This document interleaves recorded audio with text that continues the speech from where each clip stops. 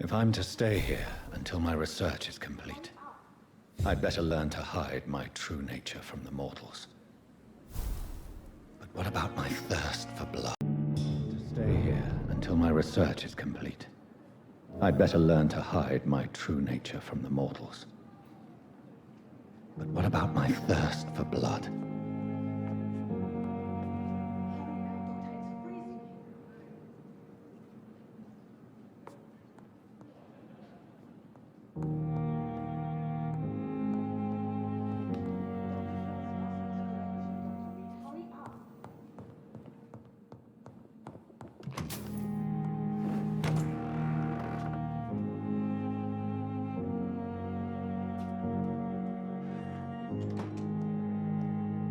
Yes, Nurse Crane? How can I help you? I'm so sorry. I know Dr. Swansea wanted you to rest, but we have somewhat of a crisis. A crisis, you say? Our supply of antiseptics is nearly depleted. I was hoping there was another box up here, but...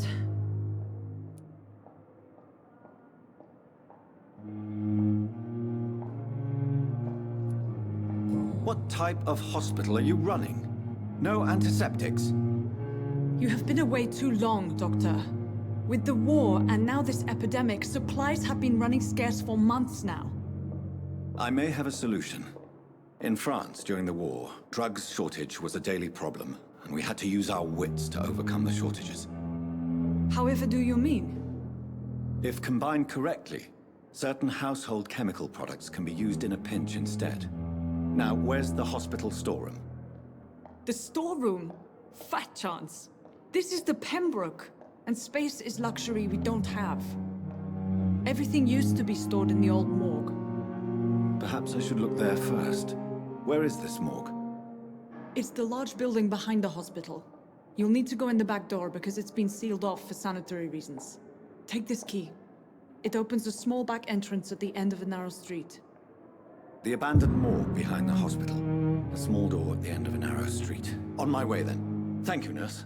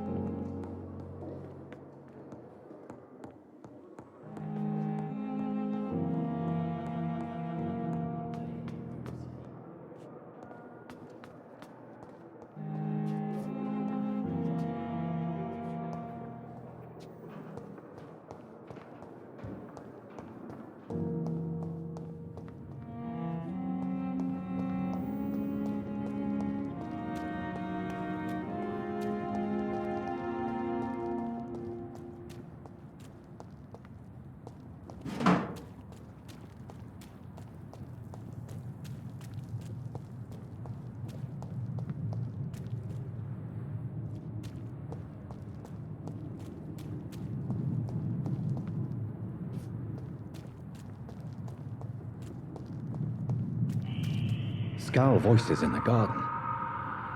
I should investigate. If they were to find somebody.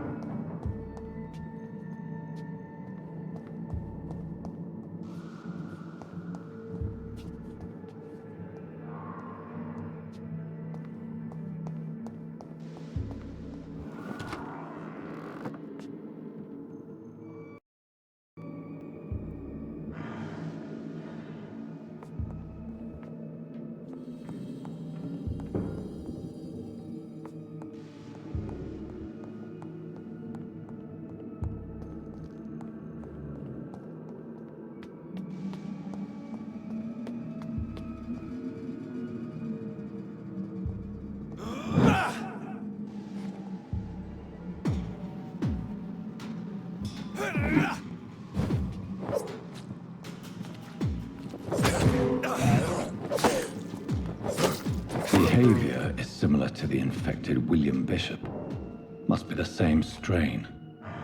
This sickness moves faster than influenza.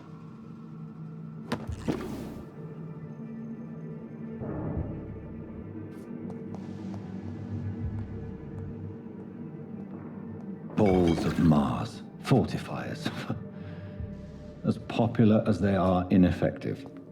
But they do contain iron tartrate, and that might prove itself useful.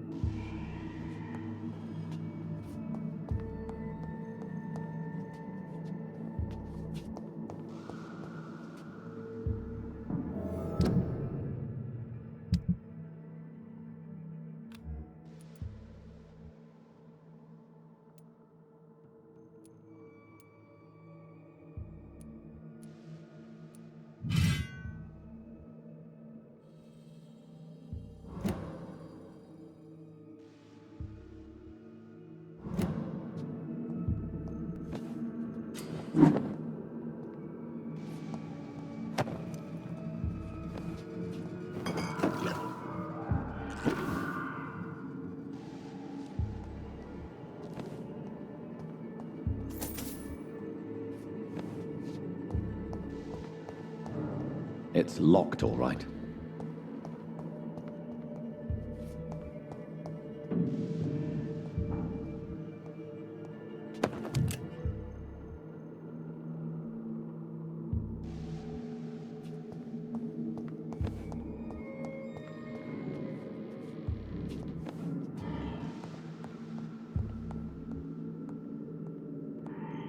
This key will surely grant me access to the basement.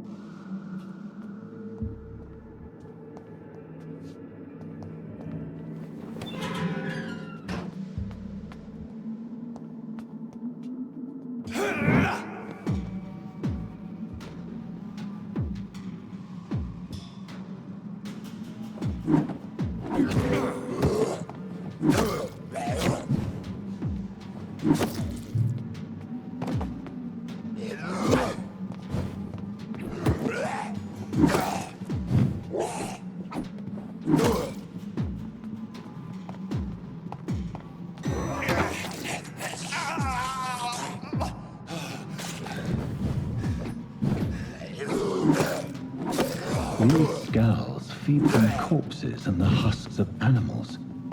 They're not after blood.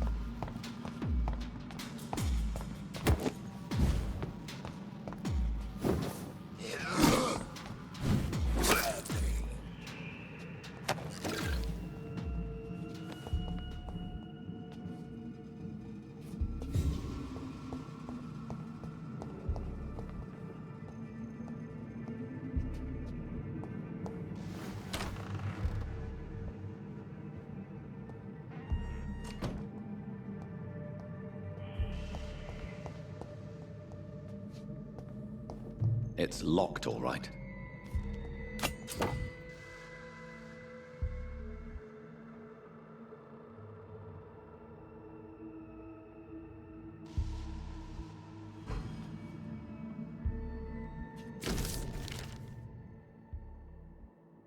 Mr. Connor's injuries don't match the report.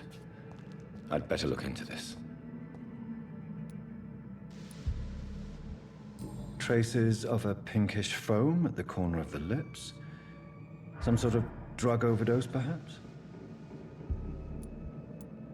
Multiple abrasions and scarring on the arms and legs. Old and distinctive injuries of a sailor or a fisherman. The chest was originally opened to perform the operation. The sutures are clean, but the chest has been reopened. A puncture over the left lung, possibly a chest tube insertion. Not the cleanest work, but I think it was successful. Signs of internal bleeding. So, Dr. Tippett's anesthetics were incorrectly dosed, causing the patient's death. And then, he tried to operate on him again. Tippett has made an egregious error. It's time we talked.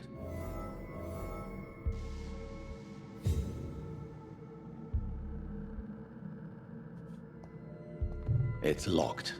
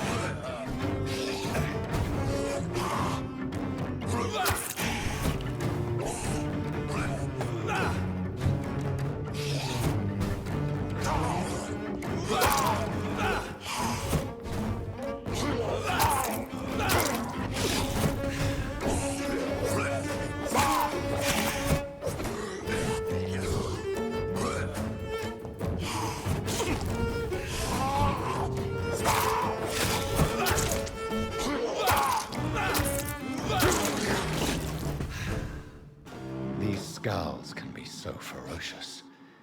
I'm not sure I can defeat them without becoming stronger.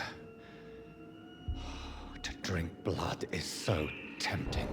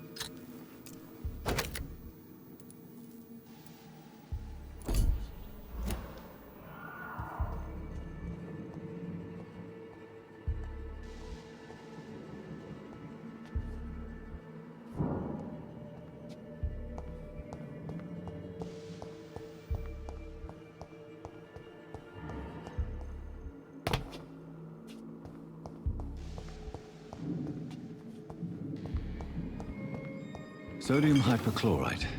Dangerous to administer, but efficient in the proper dosage.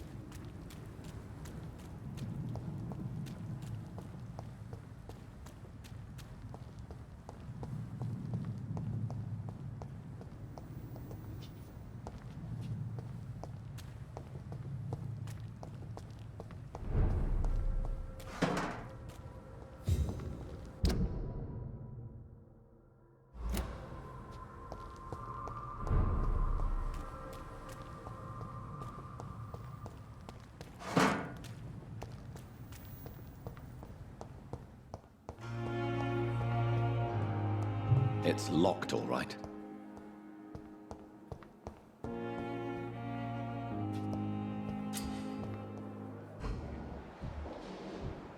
A giant room disguised as a hospital.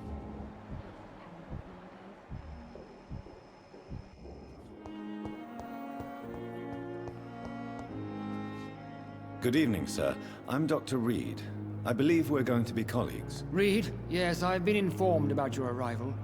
I'm Waverly Ackroyd. Welcome aboard, I suppose. Does my arrival inconvenience you in some way, Dr. Ackroyd? Let us just say that I don't particularly share Dr. Swansey's enthusiasm for hiring you. What we need here are reliable professionals, not overrated dabblers. If you have a problem with me, Dr. Ackroyd, please feel free to tell me. Dr. Swansey has imposed your presence on this hospital without asking anyone's advice. The benefit of his position. But I don't agree with it. I know we've never met before, but I believe this hospital could use all the help it can get. You will agree with that, I'm sure. Oh, but I have heard about you, Dr. Reid. Of course, you can't say the same about me, since I have not wasted my time courting the press.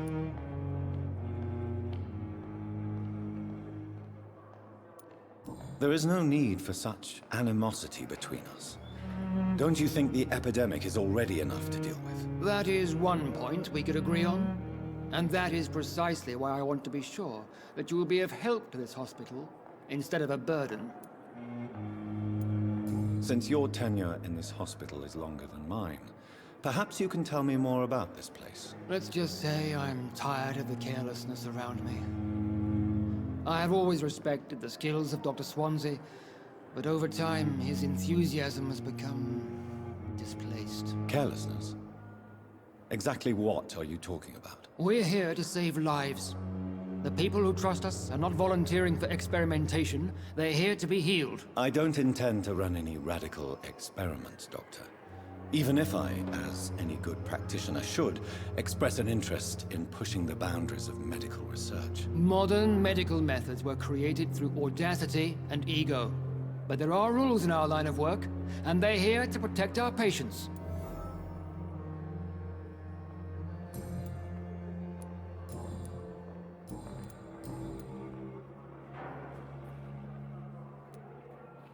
I don't know what you've heard about me, but I have already proved my value as a practitioner. I don't question your skills, Dr. Reid, but your motive. Is it money, fame, or are you truly dedicated? And what exactly is that supposed to mean? I served in the war just like you. But unlike you, I did not use the wounded to play the modern sorcerer. Be careful what you insinuate, Dr. Ackroyd. I only want you to admit you used those men to improve your theories.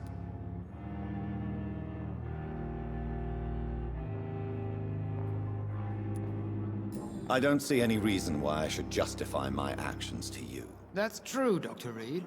The only judge has to be yourself. The question is, are you judging yourself hard enough? It seems you have bad memories of your military service. I refuse to see this industrial slaughter as scientific progress. War only reveals the worst in men. We can at least agree on something, Dr. Ackroyd.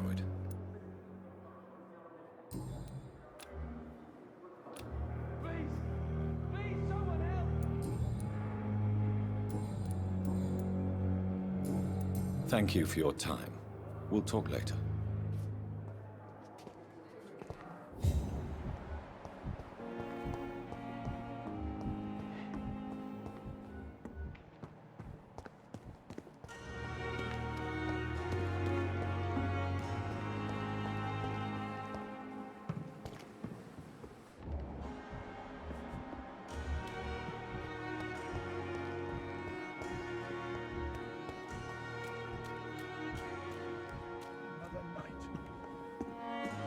Good evening, sir.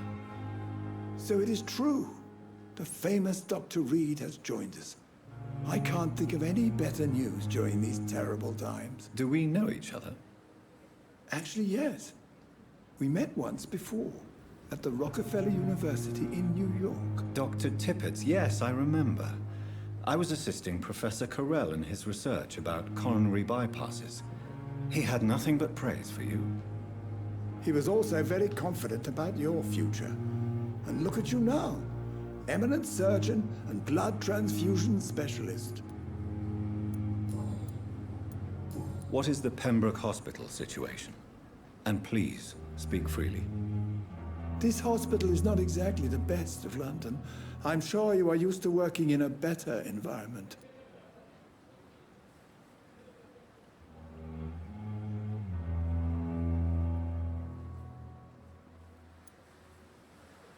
It's more than enough. In any case, the personnel of a hospital are much more important to me than the building. Don't be misled by appearances, Dr. Reid. This hospital does not lack talented people. It just lacks hope. What can you tell me about the staff in the hospital? Some are really good, and others are not so good. But during this troubled period, there is no time for slander. I prefer to focus on the positive character traits. Tell me more about cherished people, then. Nurse Brannigan is a pearl. She is the most helpful and dedicated nurse I've ever worked with. A clever and cheerful woman. You really seem to admire her skills. I'll go even further. If she was a man, she would be a damn fine practitioner. Any opinion about the management? I don't always agree with Dr. Swansea's reserve, but I must admit he does all he can to keep this facility running during this crisis. Ah, yes, the burden of command. I was fed up with this concept while serving as a medical officer. Don't get me wrong. Swansea's a good administrator. I just wish he would get out of his office now and again.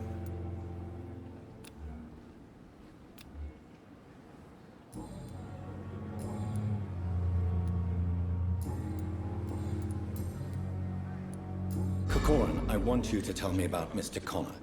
How did he die? What happened? He was my patient. He died because of my mistake. That's the blunt truth. What was the nature of the mistake? It was a twofold error. My diagnosis was wrong, and the administered dosage was too strong.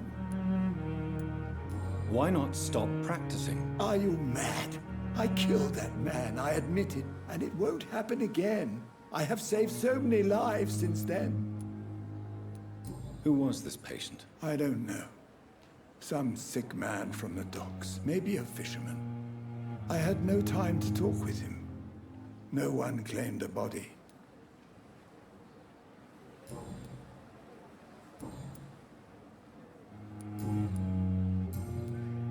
Goodbye, Dr. Tippett.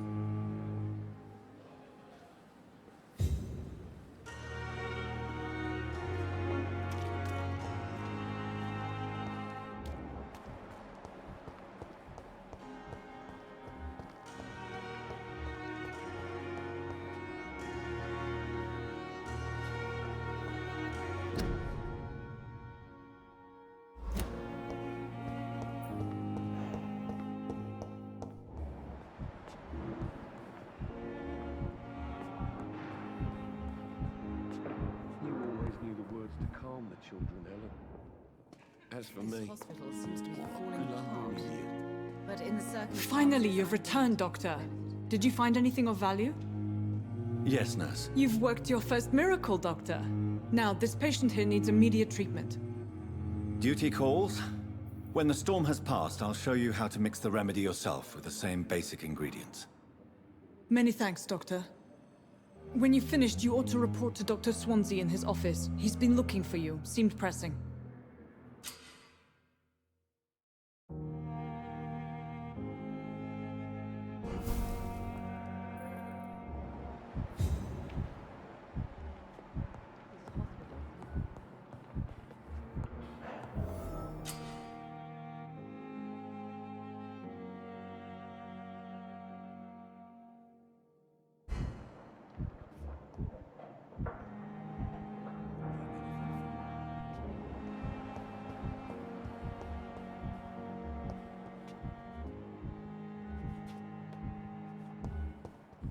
how long must I wait, damn it? Blaming me will not further your agenda, sir. How long's it going to take to fix me properly? A month? You have the right to disapprove of our methods, and you will kindly apologize when you're feeling better.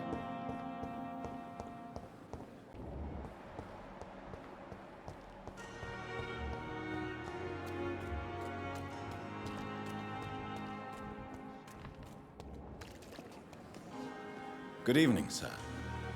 I'm Dr. Jonathan Reid. I'm new here. I've already heard about you, Dr. Reid. I'm Milton Hooks, the ambulance driver for this shithole of a hospital. That's quite a blunt introduction, Mr. Hooks. You can call me Milton. I like to speak my mind, Dr. Reid. Perk of the job. Don't judge me, and I won't judge you. I'm not sure I understand what you're talking about. Well, I'm no doctor, but I'm pretty sure a gun can't be used as a surgical instrument. You have a keen eye. I learned to shoot during the war, and have carried one ever since. Old habits die hard. No need to explain, Dr. Reid. And if you ever need a better gun, remember, I may have something for you. How is the situation around here? You want to hear the situation is all right? It's fucking awful. We lack everything, and it's getting worse every day. So what do you do exactly in this hospital? Apart from smuggling guns, I mean. I've been an ambulance driver since... too long, I guess. I bring sick people here night and day. It's a dirty job, but I get it done. Most of the time. Since you're on the front line, how is the sanitary situation in this vicinity? It's a complete disaster. It's even getting dangerous to enter some streets or buildings. Even the locals attack you. It sounds like things have been a bit rough recently. What's happened? Yesterday I got attacked by the patient I was bringing here. I escaped through the hospital's garden, but I lost my wallet when I was running. You left an infected patient outside the hospital? That's incredibly dangerous. Go there yourself if you want, but be careful, Doctor. I'd rather not bring your dead body back.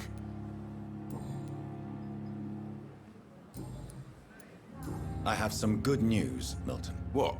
The epidemic's over? I retrieved your wallet, with all the money, and a certain picture. Well, yeah, Pippa Hawkins is my girl. So what?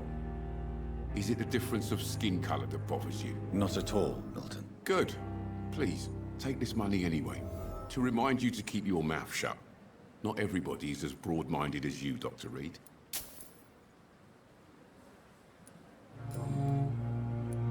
Are you really smuggling weapons through the hospital? And why not? I've already been attacked by patients, you know. And by gang members willing to steal my money. But you're not defending yourself. You're selling guns to civilians. You keep people alive your own way, Doctor. I offer them another way to protect their health.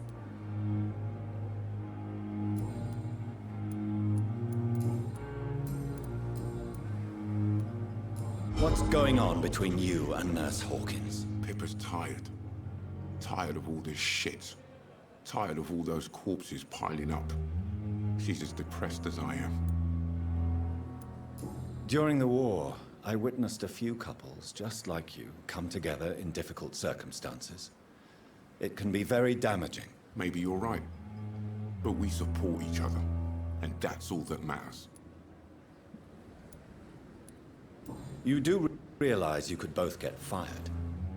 Hospital staff are not meant to have intimate relationships with one another. Come on, Dr. Reid. Do you know how many rules are broken in this hospital every day just to keep it running? There's nothing wrong with what we're doing. I'd like to see your goods. Wise choice, Dr. Reid. A reliable gun is what everybody needs these days.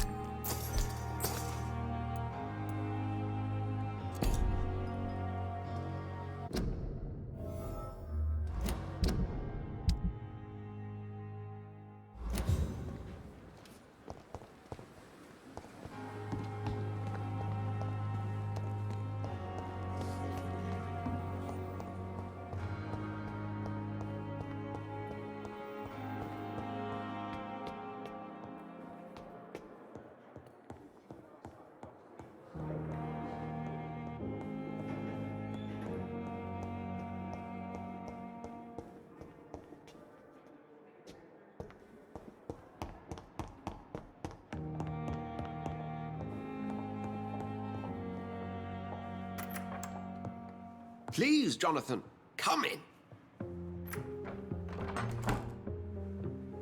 Fascinating, is it not? In the last decade, so many mysteries have been brought to light with our microscopes. The human body, biology's penultimate frontier. The more we explore its boundaries, the less we're able to trace a clear line between life and death. You, my friend, have a foot in both countries. The view must be vertiginous. It's at least as vertiginous as chatting about vampires with you, I would say. This must be all so new to you. This area of town, the hospital, a brand new life. How stimulating it must be. I wish I could share your enthusiasm, Dr. Swansea, but my condition defies scientific categorization. Undead? Unalive? Immortality defies logic. I cannot express my thrill at this serendipitous turn of events. The world's most eminent specialist in blood transfusions, a vampire. One might say a gift from heaven.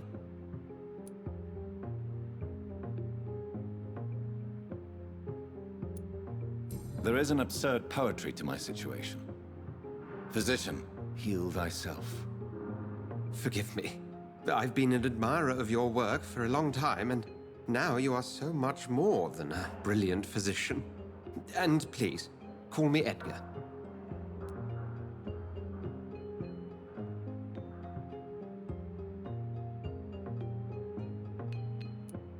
There is no need to apologize, Edgar. You offered me sanctuary when I had none.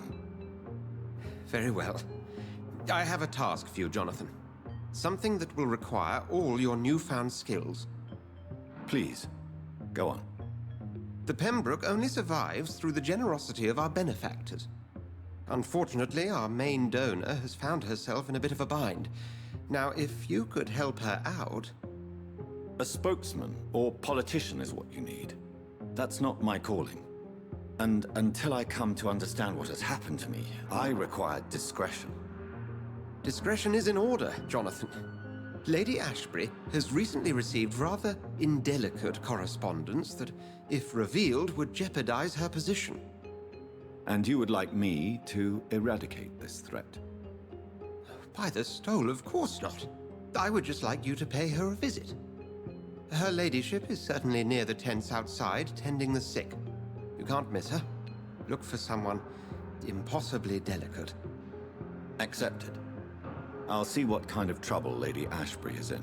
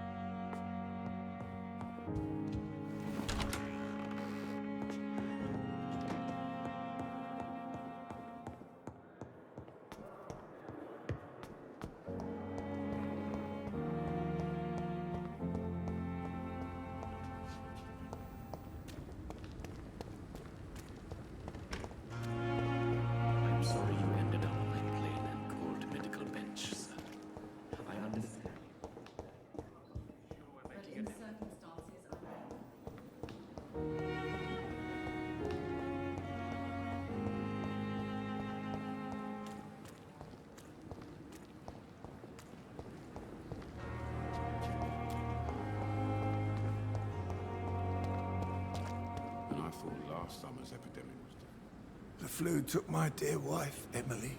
I take comfort knowing we'll soon be together again. Mr. Rainfield, that's no way to talk.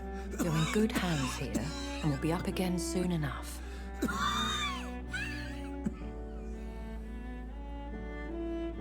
Now do me a kindness and get some sleep. I'll be back round later.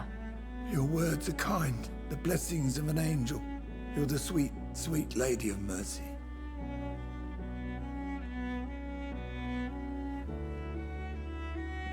Good evening, Dr. Reid. It's a pleasure to see you again. You seem surprised. Dr. Swansea has brought me up to speed concerning your recent appointment to Pembroke Hospital. You're a the lady who saved me that night, before vanishing into thin air. I remember you from the pub with Dr. Swansea. Indeed. Allow me to introduce myself formally this time. My name is Lady Ashbory. I remember you well, in spite of the brevity of our encounter.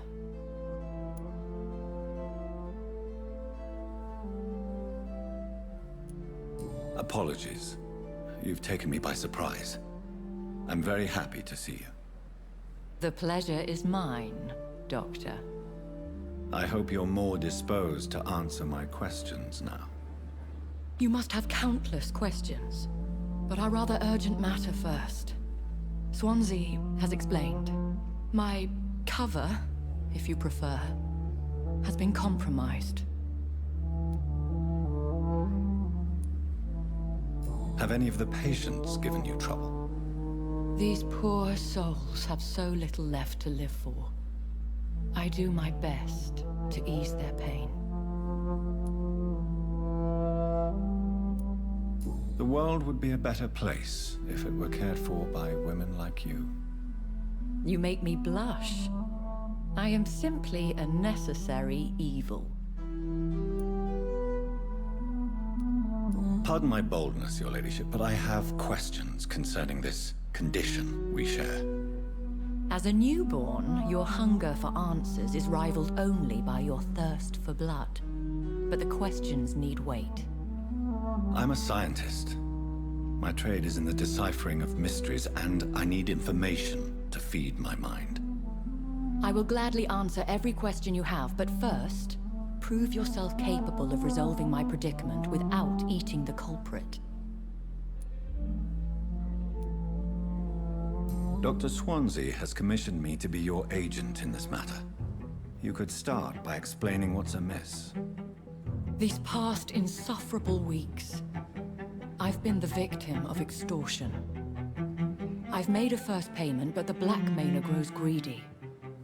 I must refuse his most recent demands.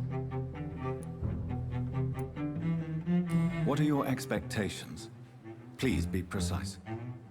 As the newly appointed surgeon of this hospital, you are in an excellent position to ask innocent questions and deftly learn the identity of my blackmailer. Who would be so foolish as to threaten you? A kindred spirit. Even if it were the case, and I highly doubt it, a vampire would have asked for something more valuable than money. My suspicions lean toward a patient or their family. If we're dealing with an ordinary criminal, surely you've the means to deal with it yourself, if I may. As immortal tradition doth dictate, all fangs and hypnotic eyes ablaze, the blood would run like a river. That's what I hope to avoid. Violence has a tendency to spiral out of control. Please continue. Every detail is essential. I'm your man.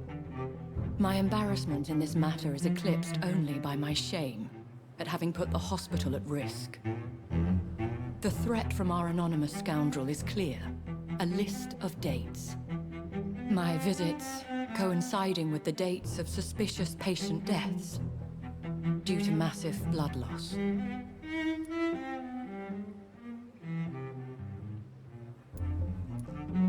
Is it true? Now aren't you the blunt one?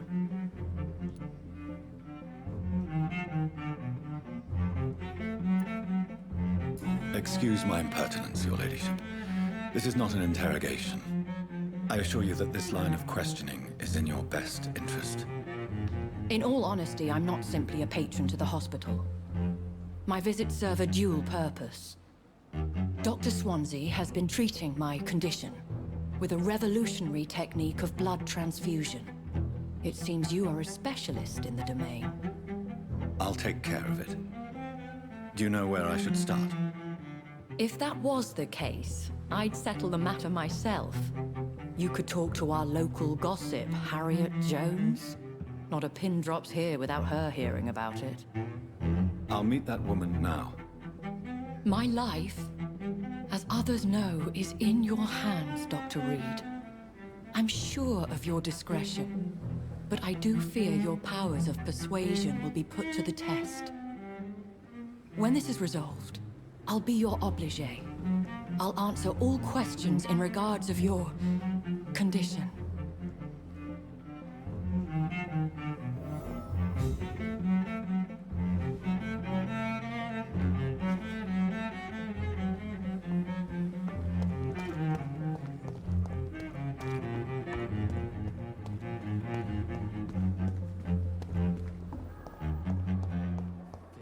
Disgust on every street corner. The daily routine. These nurses, bred with no respect. Good evening, Mr. Hampton. How do you feel? Dr. Reid, is it? Oh, sir, I must apologize for my behavior. What do you mean? I was not myself in the factory. Fear and exhaustion made me say awful things to you, I'm afraid. You remained perfectly nice and polite.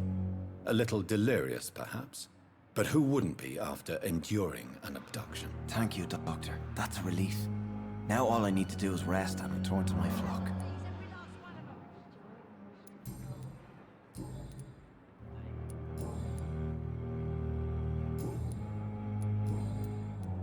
How did you end up in Willian Bishop's den? I had received alarming news about his recent behavior.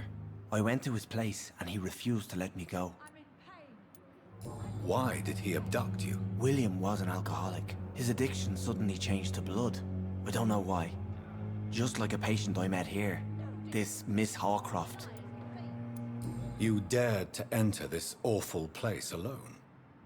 You're a hero, Mr. Hampton. Or a fool. I'm just a man trying to help his friends, Dr. Reid.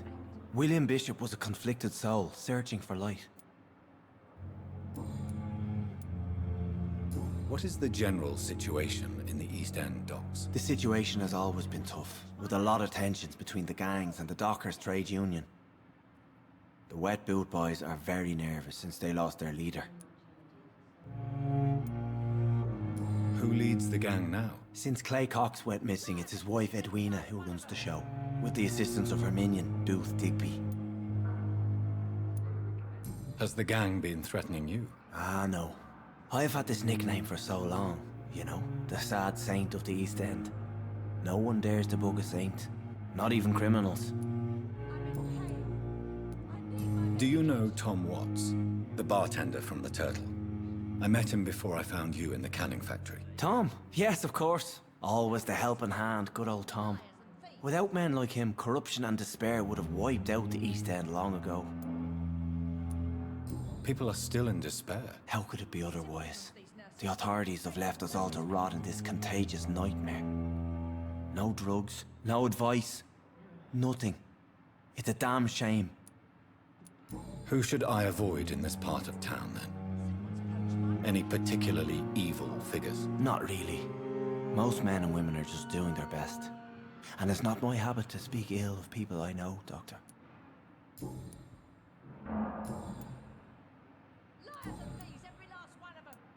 What do you do for a living, Mr. Hampton? I can't help but notice the cross around your neck. I manage a night asylum for the poor and homeless of the docks. And I try to guide the lost and hesitant on the right path to our Lord. Are you a priest, Mr. Hampton? A deacon, maybe? Not at all, Doctor. I'm just a man of faith willing to preach the good word. Why didn't you use your cross against William Bishop?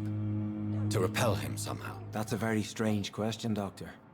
A cross is no magical token, if that's what you were trying to say. Not mine, anyway. Have you made friends since you arrived? Not really, but I recognize Miss Harriet Jones. I knew her when she lived by the docks. That poor woman had such a miserable life. You never came to see her here at Pembroke. Receiving visits when sick can be an important part of the healing process, you know. We're not just bodies. You're preaching to the converted now, Doctor. To be truly honest, I thought she was dead. She left the docks many months ago. How do you feel, Mr. Hampton? Medically speaking, I mean. I feel exhausted. Beyond exhaustion, actually. William drank so much of my blood in his madness. I feel empty. You're in good hands here. Dr. Swansea is well versed in blood transfusion, and I'm sure he'll take the best care of you. Thank you, sir. I believe all I need is rest. And then I can go back to the people who need me. Goodbye, Mr. Hampton. We'll talk again later. Simpletons, these nurses. Again. No respect.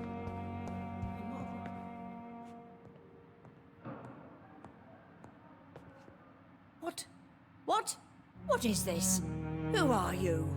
Get out of my room. There's no need for alarm, madam. I'm Dr. Reid, the new surgeon. Preposterous. Dr. Reid, you say? I don't want some bumbling intern. Where's Dr. Swansea? Please, calm down, madam. I assure you that I am highly qualified. I'm just back from war duty. How brave. Threatening an old defenseless woman. You know how long I've been a patient here? You've picked the wrong fight. I'm Harriet Jones. Harriet Jones? Indeed. I've been meaning to have a chat with you. You know what goes on here better than any other patient, I gather. Oh, better than any patient, nurse or doctor. I've seen so many vile undertakings. I heard there have been some despicable goings-on. Was there a case of blackmail? Blackmail? Wait. You're investigating something. This isn't a social call. One of those incompetent cunts slit a poor sod's vein. If I didn't know better, Miss Jones, I'd be inclined to say you enjoy this type of idle gossip. God's honest truth, Doctor. It's just the way it is here. Most of these bitches would let you freeze to death before getting you a blanket. You seem to know more about the goings-on here than anyone else. Beware, Miss Jones, in case suspicion should fall on you.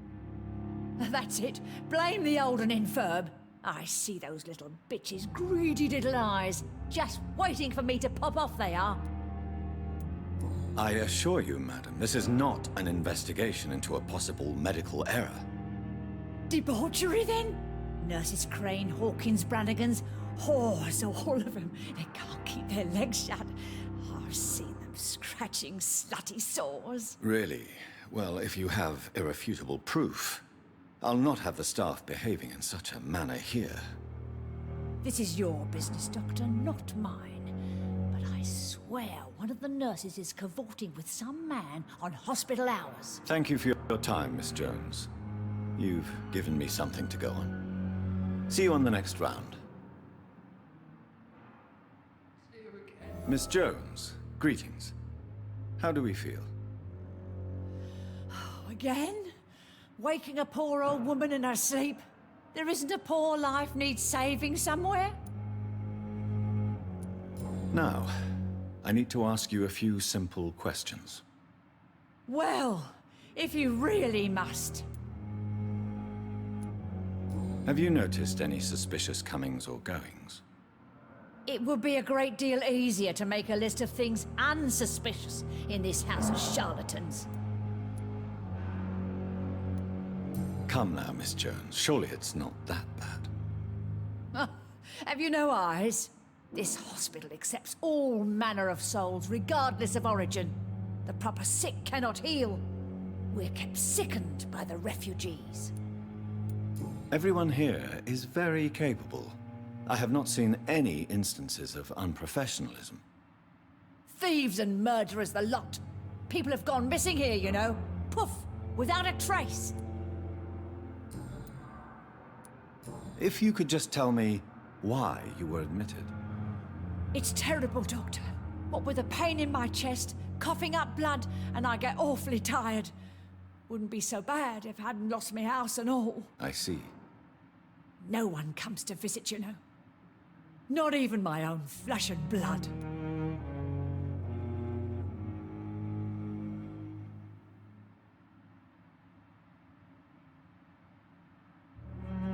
I'll come and visit you shortly. Good night, Miss Jones.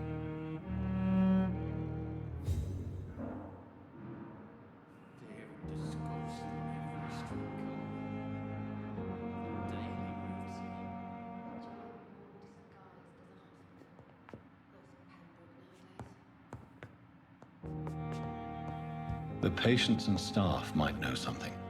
I'll start my investigation with them. Good evening, nurse. Good evening, Doctor. I don't think we've been introduced yet. My name is Pippa Hawkins. And I'm Dr. Jonathan Reid. Dr. Swansea has recently offered me a position in this hospital. Well, it's a euphemism that your help will be appreciated, Doctor. How would you describe the situation at the Pembroke Hospital? It's serious. The flu is wreaking havoc amongst the staff and patients. We are running out of everything.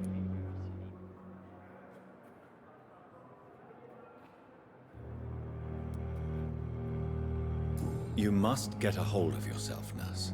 Sorry, I'm exhausted. No one has any idea when this epidemic will be over. Nurse Hawkins, the Spanish flu won't last forever. Even the Black Plague didn't kill everyone. I wish I could believe you. But what if this epidemic was worse? What if in the end, nobody was spared? How long have you been a nurse? Well, long enough to see that the epidemic is winning. And no matter how qualified you are, don't tell me you'll change that.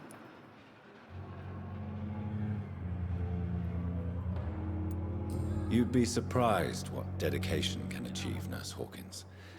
In medicine, sometimes we're just a test result away from a miracle. Sorry, Doctor.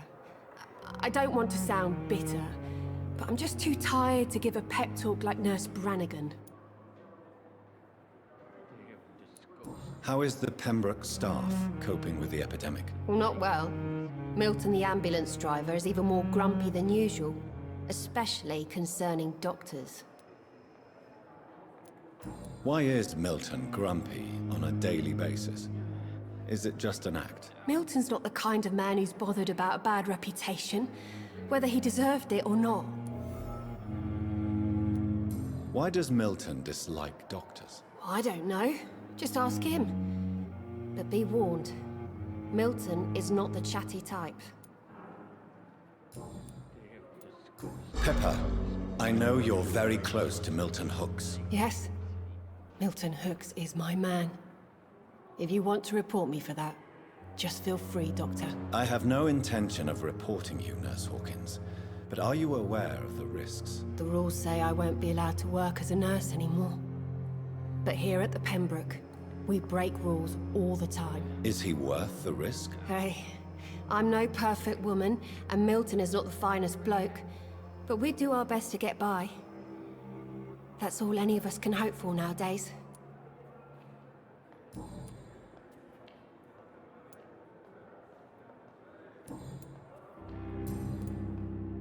What can you tell me about the strange man visiting one of the nurses during her shift? Let me guess. You spoke with that old shrew, Harriet Jones. Do not pay attention to her, Doctor. She's full of fanciful tales. No matter how you feel about her, Miss Jones deserves our help. Who says I don't care for her? Hate is what keeps that old crone alive.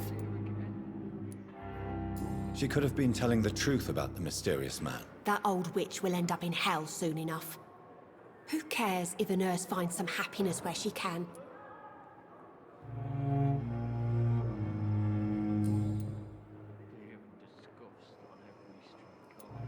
What can you tell me about the strange man visiting one of the nurses during her shift? Let me guess. You spoke with that old shrew, Harriet Jones. Do not pay attention to her, Doctor. She's full of fanciful tales.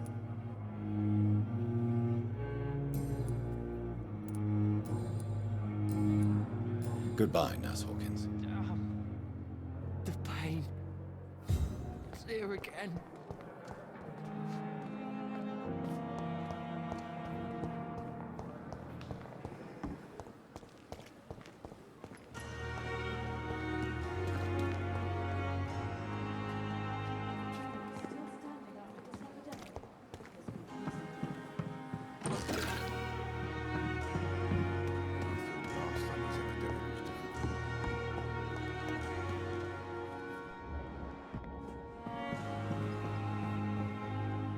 Good evening, nurse. I'm Dr. Jonathan Reid, the new surgeon here at the Pembroke. Dr. Swansea has already told us about you, sir. I'm Nurse Gwyneth Brannigan. Welcome to the Pembroke Hospital. Did he really? It's a good thing I wasn't hoping to keep a low profile. All members of staff have already read about your new blood transfusion technique. Dr. Swansea made sure of that. I see. Well, I'm a little surprised, but I suppose I'll just have to deal with this unexpected notoriety. You must know, blood transfusions are Dr. Swansea's primary subject of research. He is convinced it is the future.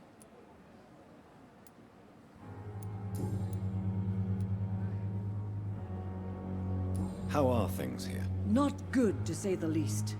We're struggling against an invisible enemy, more lethal than any bullet from a gun. It's hard, Doctor.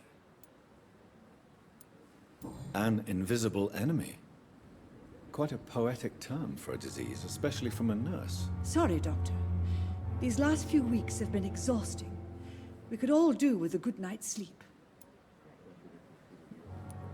Do you think this hospital can survive the epidemic? We are all volunteers here, and we're trying to hold fast, but how do we beat an invisible killer? Some nurses have already resigned. I'm not familiar with all the staff yet. Perhaps you could help me. Brilliant professionals, most of them. Dr. Swansea has a gift for recruiting talent. Most of them.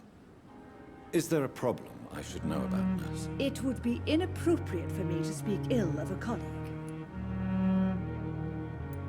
Is there anyone that stands out? Well, I have never met someone as dedicated as Dr. Tippett's. He should be a standard for us all here. If only he were younger. Why should his age be a problem? I guess it's fair to say he's always pushing himself to the limits. He just doesn't know when to stop and get some rest. Nurse Brannigan, if you do know something, please tell me. Anything you say will be held in confidence. No.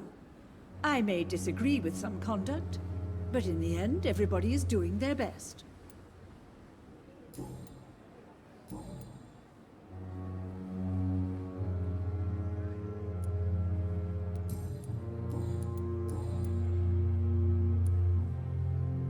Why does Dr. Tippett claim you're the main reason he keeps working, despite his fatigue? If it wasn't for him, I probably would have left the Pembroke years ago. Dr. Tippett does not think of you as just a nurse anymore, does he? If you're suggesting he's not taking my gender into consideration when it comes to medical practice and knowledge, I really hope he doesn't. Tell me what Dr. Tippett did. I know his mistake caused a patient's death. If I had not covered up his error, Dr. Tippett would have been fired from this hospital. I could not let that happen.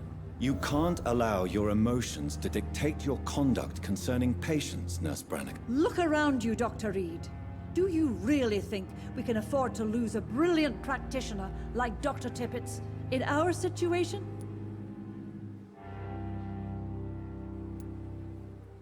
I can't say I approve of what you did.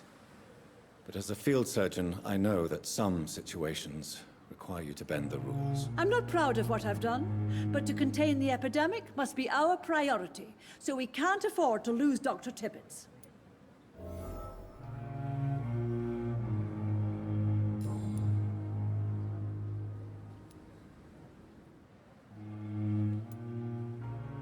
I've decided that I won't reveal Dr. Tippett.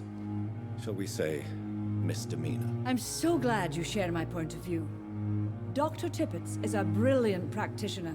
We most definitely need his know-how. I hope you're right. This is a huge risk we're taking. Dr. Tippets must regain his confidence. Please, keep this decision between you and me. He doesn't need to know you've found out.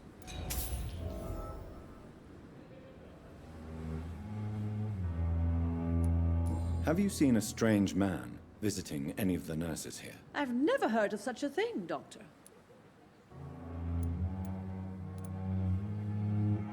Do you know if any of the hospital staff have criminal backgrounds? The people who work here all come from very different backgrounds, Doctor.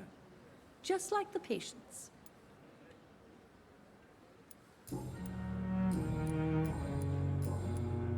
Goodbye, nurse. Call me if you need assistance.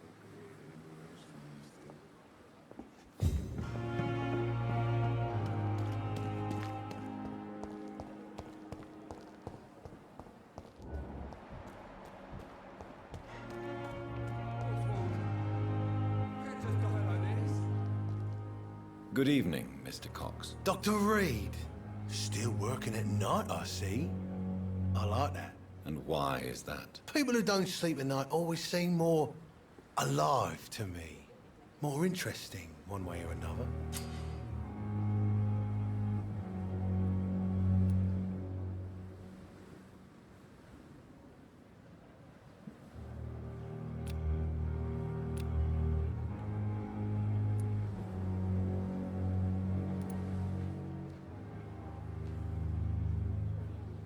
Have you heard of any underhand dealings going on in the hospital? Blackmail? That's not my style.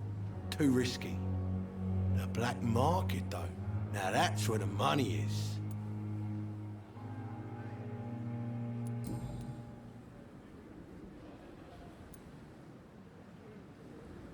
Do you ever think about that poor fellow I saw you push in the water? The wound he gave me will make sure I don't forget him. Still fucking hurts. Boss had cut me good.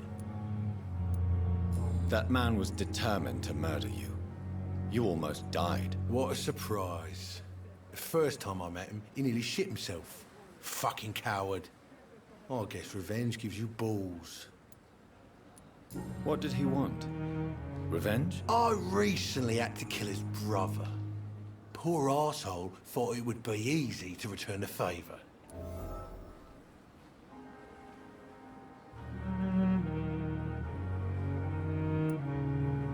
You're a monster, Mr. Cox. An ungrateful and disgusting man. I'm the toughest bastard you'll ever meet, Dr. Reid. And I don't give a fuck what you think of me.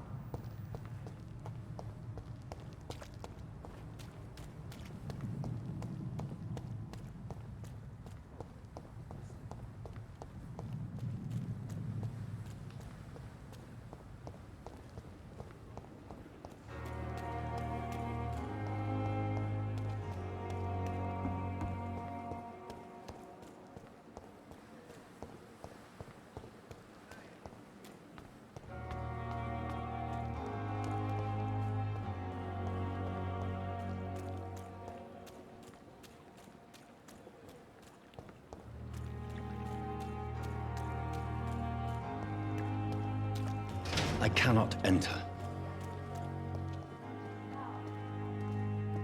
Please, sir. I need help bad. What's going on? I'm Blight, sir. Newton Blight. I've lost my mate. Can't find him anywhere. I'm Dr. Jonathan Reid from the Pembroke Hospital. Please, calm down and give me more details. Oswald and myself were both infantry, sir. We were en route for the hospital, but... well, we had a disagreement. And Oswald ran off towards the canal. How long have you been searching for him? I can't go there. Too many rats by the water. Fucking rats. Can't stand them since the war, sir. Can't stand them at all. Don't be ashamed, Mr. Blight. Many soldiers who survived the trenches suffer from musophobia. I'll see what I can do for your friend.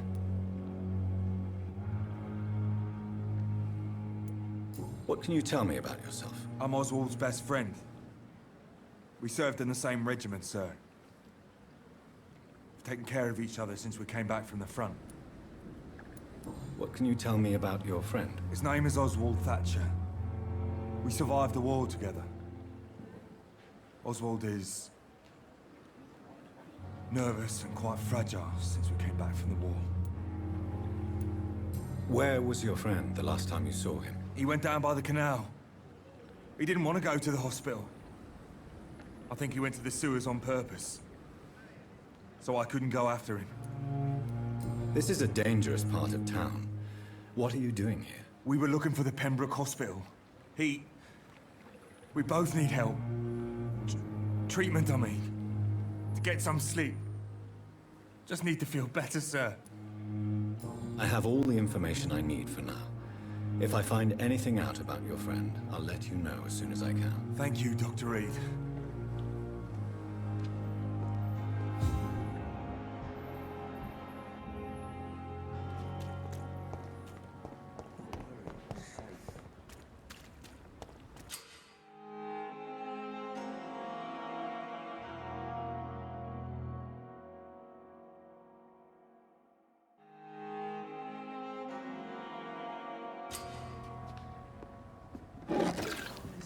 Relax.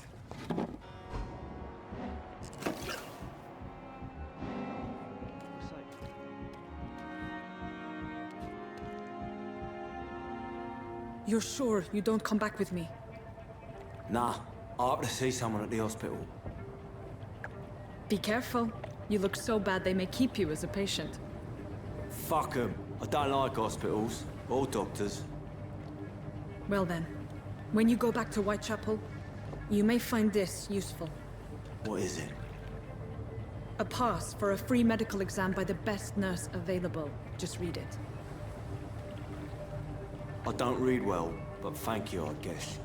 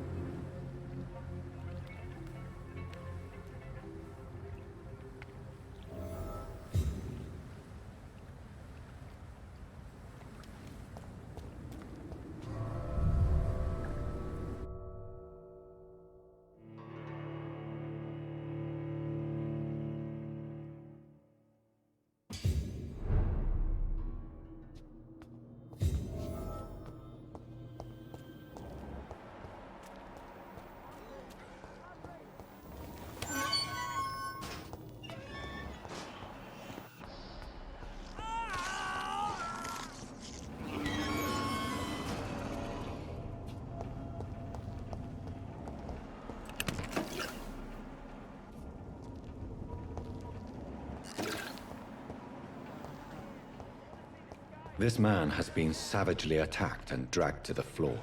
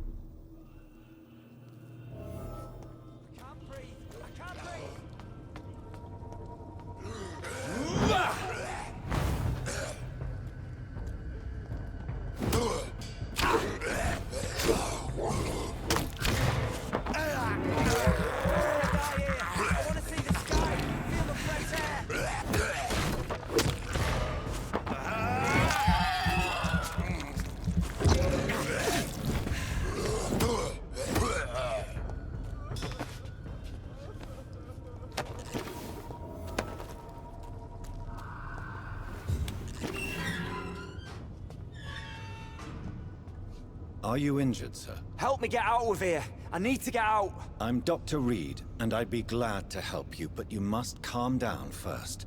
Please, take a deep breath and tell me your name. Okay. I'm Oswald Thatcher. Please, I need to get out. Mr. Thatcher, your friend Newton sent me to help you. Do you remember him? Yes, I do. Good. Now leave this place and enjoy the cool night air. It's quite invigorating. I'm sure you'll feel better if you do.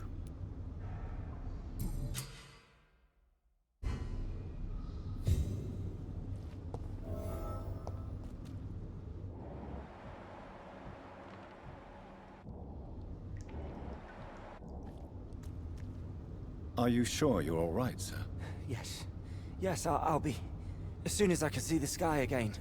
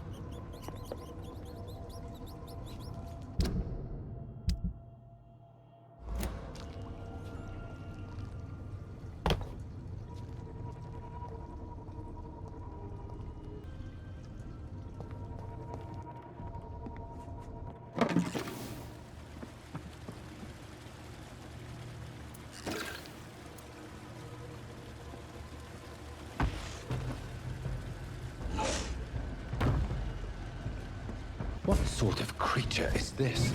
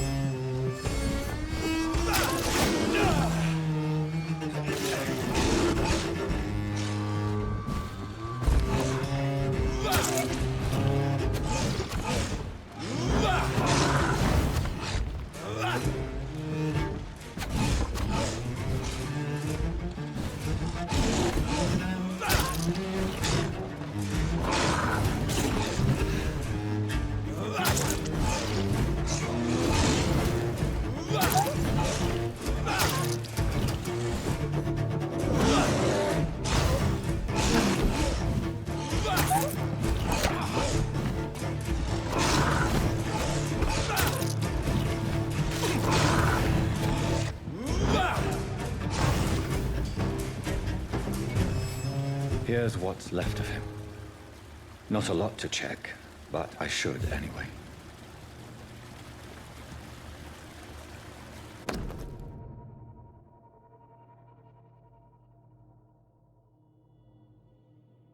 Some voucher for a free checkup in Whitechapel. What is Nurse Crane up to? I really must find her.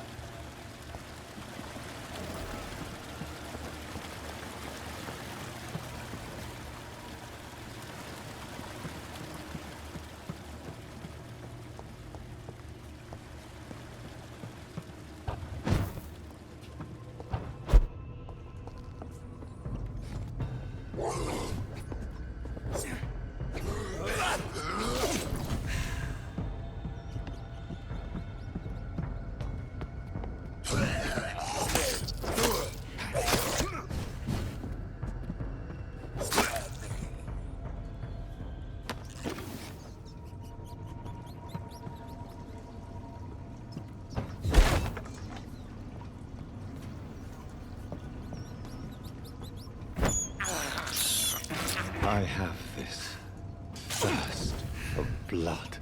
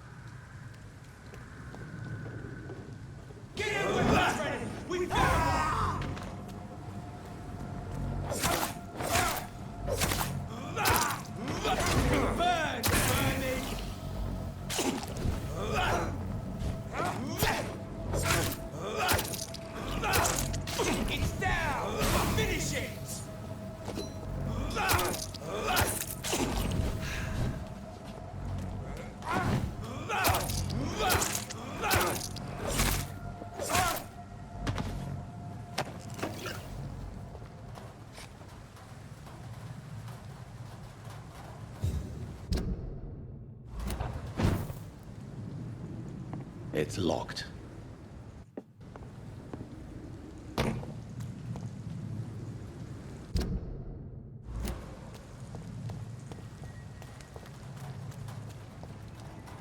Get them weapons ready! Found one!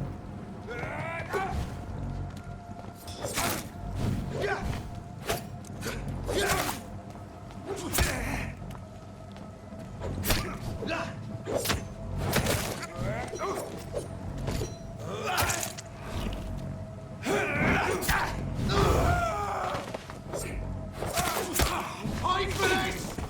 Kill it!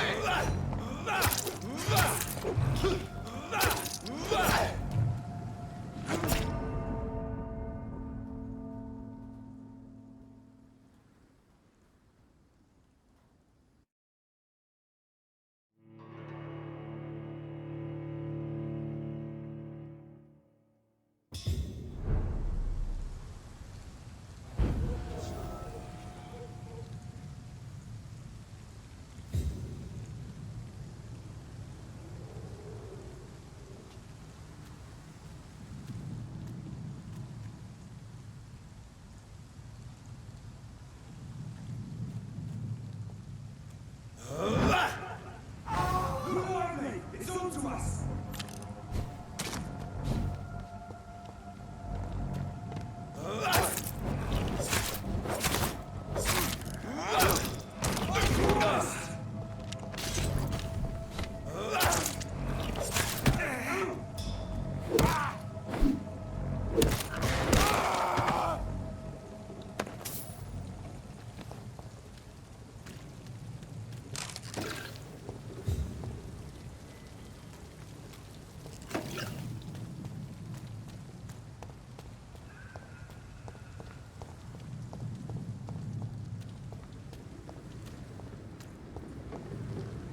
Lord, look at it! Vicious bugger! Look at it! Gone up like kindling.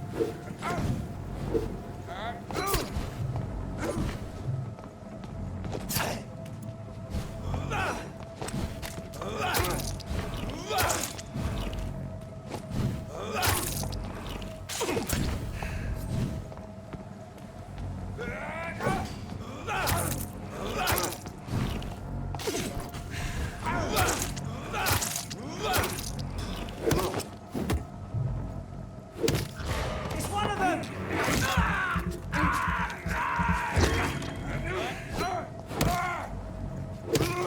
Filthy!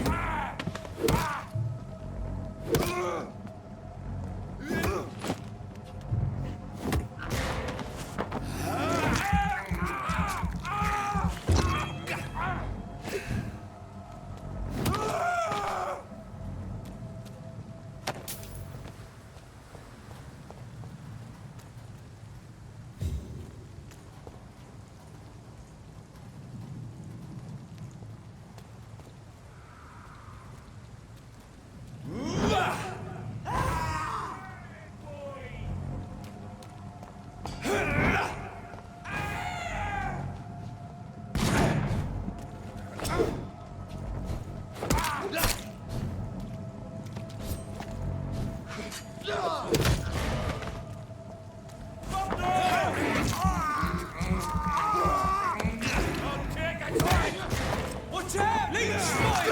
Watch out!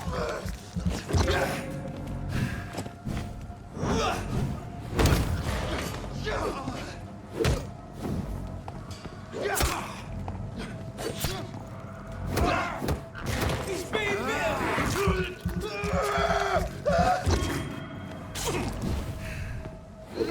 Doesn't like fire, does it?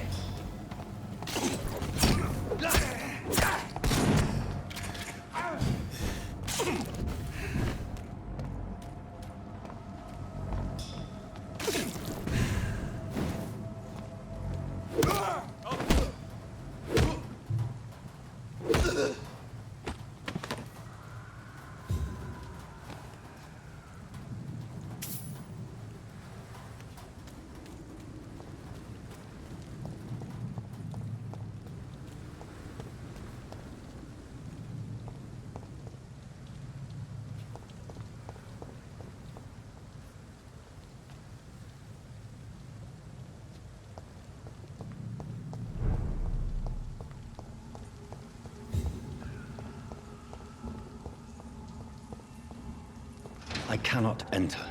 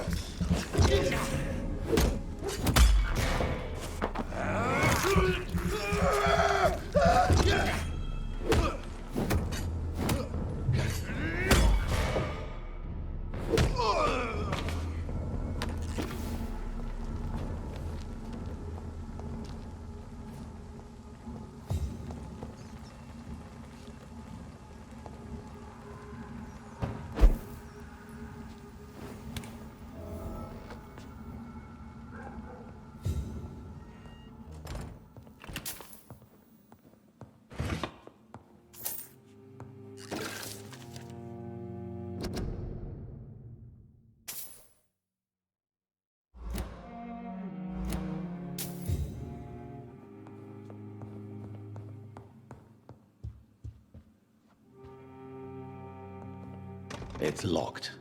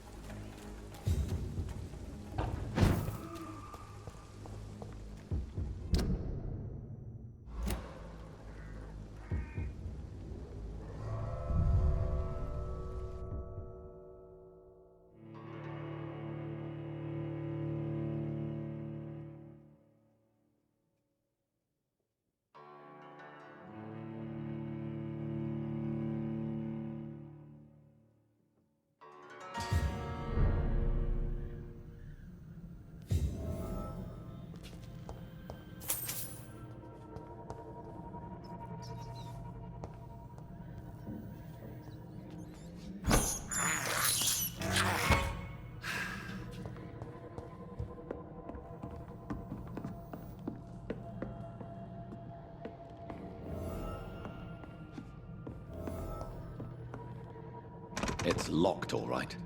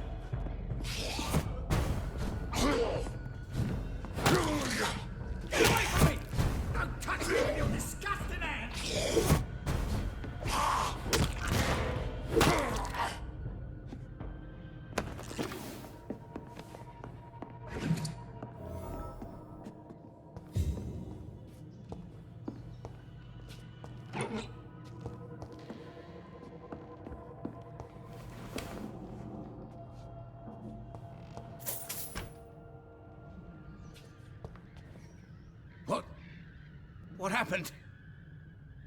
Who are you? It's all right, sir. You're safe now. Oh, a fellow Englishman. Thank you, sir. For a moment, I thought those bloody heathens had killed me. What are you doing here? This place is not safe. Yeah, it's a cesspool, but it's mine. I came to collect some overdue rent, but those who still live here have gone completely bonkers. You're very lucky to be alive. Yeah, filthy immigrants. Fucking savages, every one of them. And now with this bloody fever, they're just animals. You can find safety of sorts in Whitechapel. If you're quick and cautious, you'll be able to avoid the savages.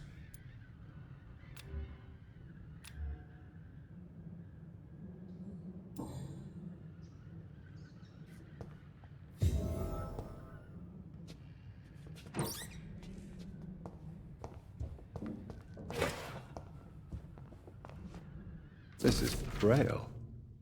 I need someone who can read this.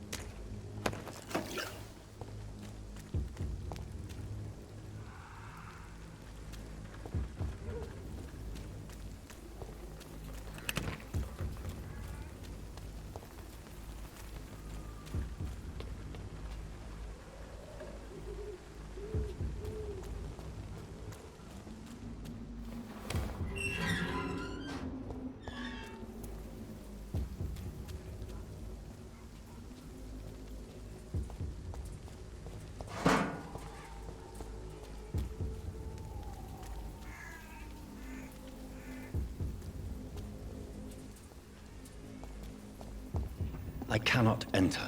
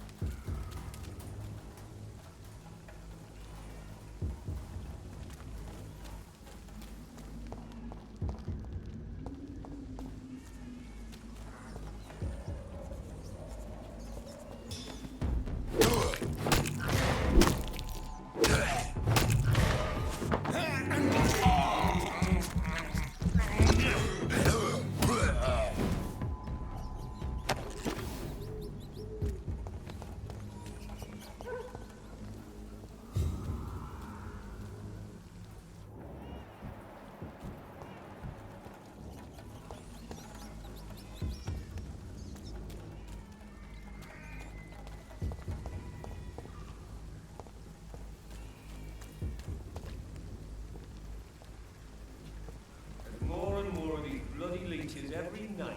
I, the god.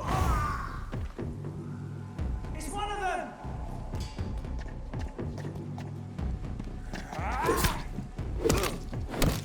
So strong!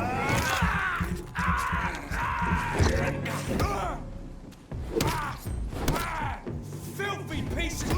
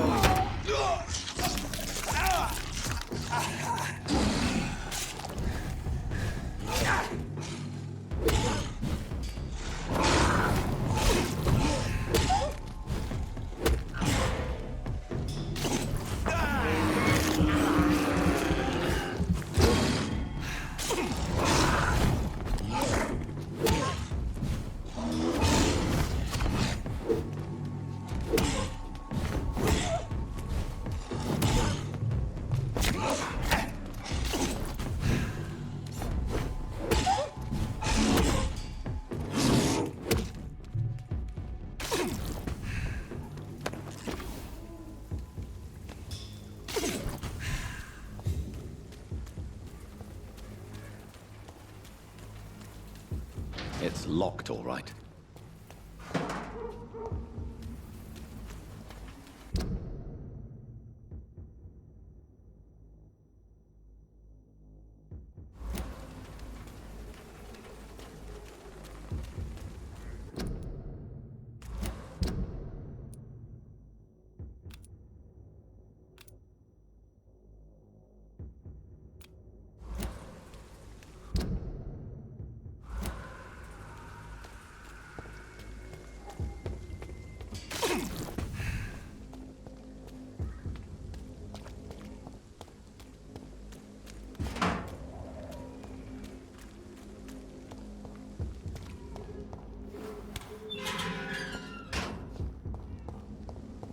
Whitechapel. This neighborhood is linked somehow to the kind Lady Ashbory's blackmail. First,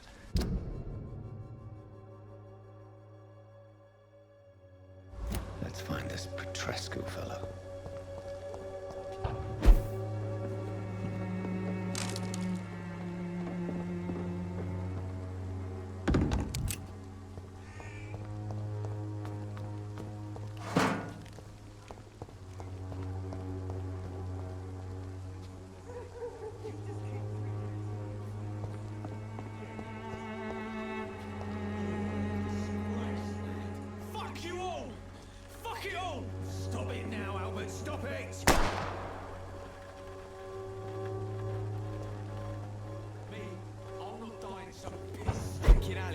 Worse than a week-old lavvy.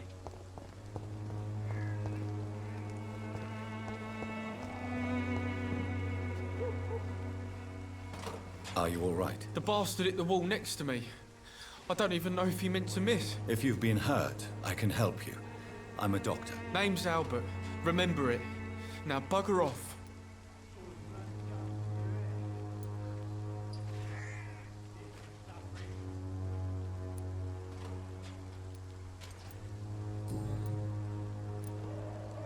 What happened? Did you really steal that man's medication? Hey, I didn't do anything, it ain't me.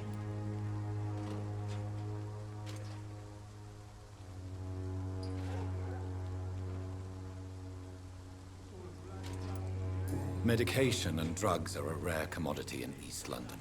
So you picked an easy target, didn't you? Sod off, mister. You ain't got no clue what's going on here. Bastard was a soldier in the war, so now he's got the right to shoot me. It's true. I'm not familiar with this part of town. Perhaps you could help me. I said sod off. Go find yourself another guide.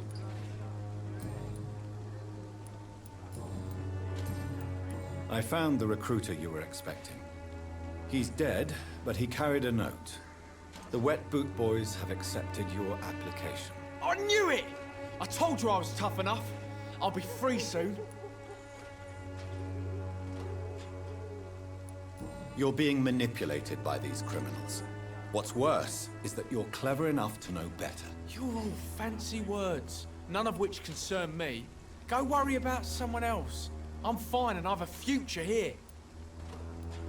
Do you know Nurse Dorothy Crane from the Pembroke Hospital? If you know anything about her, I'd appreciate it. Never heard of her. She's pretty, I'll keep an eye out. Goodbye, young man. I won't end up to have a drunk arsehole littering the streets. Not me. It's all a bloody joke to you, eh? Me? I'll not die in some piss-stinking alley reeking What? worse Shooting than a week boy old in the middle of the street. Not the best thing to do, wouldn't you say? What? You saw what happened? Who are you? I'm Dr. Reid, and I'd like to ask you a few questions, if you promise me to set your gun aside. No. Look, I'm not a violent man. I'm Benjamin Palmer, doctor. And no one can help me. Not even you.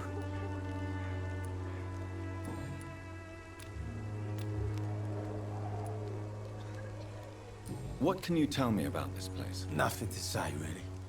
This is where I used to live, and this is where I live now. You don't have anywhere to go? No family that would welcome you? Not since the death of my wife, Albert's mother. She was sick, you see. Long before the flu and all this shit. You mean you used to have a better life? Yeah, I had a wife, a home, and a job. I even used to have a name. Now I'm just Ben. Ben the Tramp. Perhaps you could focus for a moment and tell me your troubles. I'm sick, broke, and my son just stole my pills. Everything's coming up roses.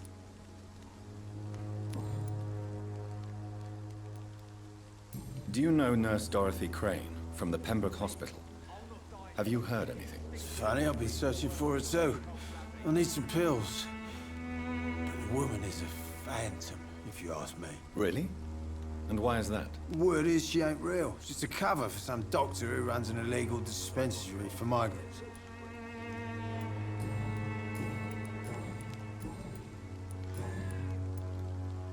What is it, Benjamin? It was the war, wasn't it? Your nerves are shot, aren't they? I need some answers, Private. From one soldier to another. The doctors called me a liar. A coward. Put me in a straitjacket, locked me up.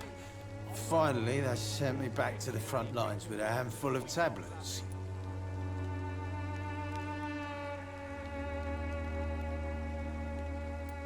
What about those we left behind, face down in the mud?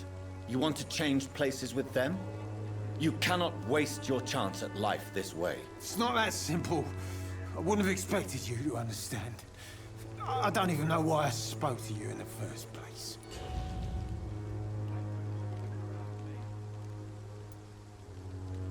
Whatever the boy did, I'm sure he didn't deserve a public execution. I swear I didn't want to hit him. It's just that I'm sick in the end, you see, and the boy just frayed me last nerve.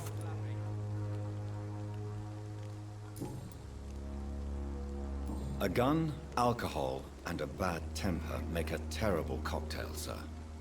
Goodbye for now.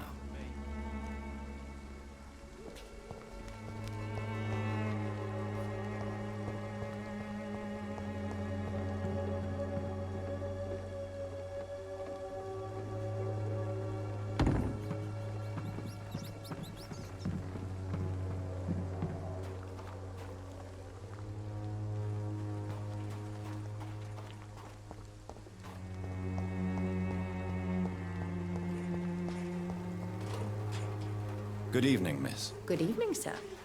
Are you interested in a miraculous cure for this unknown and deadly epidemic? Actually, I am. Then you have come to the right place. The famous Swanborough cordial is all you need to help keep you in perfect health. Oh, really? Why didn't I hear about it during my studies? I'm Jonathan Reid, by the way. Dr. Jonathan Reid. Ah, my brother has spoken of your research, sir. I'm Loretta Swanborough, and it's always a pleasure to meet a fellow healer.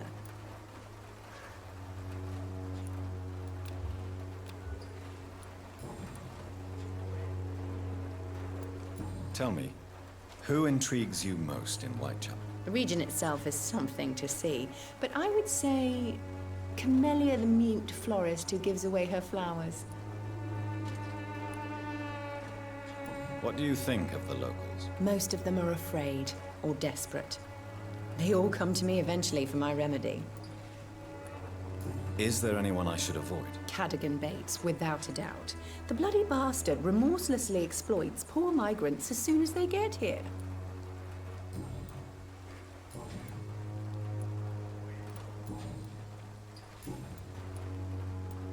I'd like to see what kind of medicine you're selling.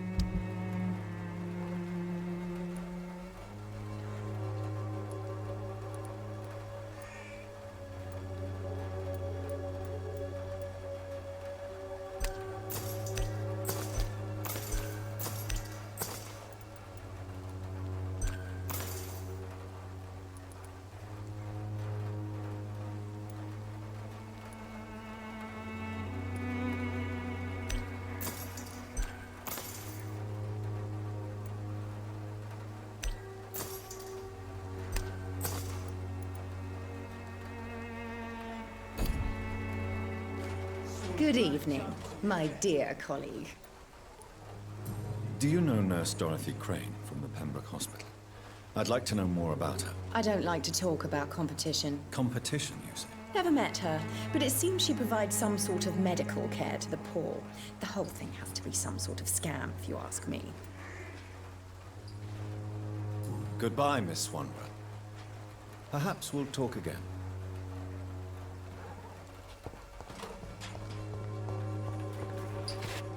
Good evening, Benjamin.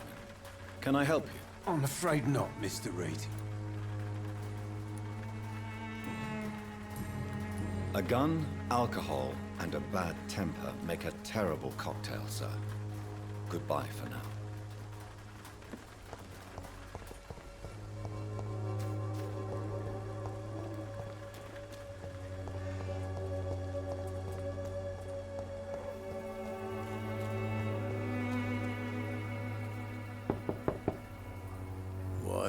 What do you want?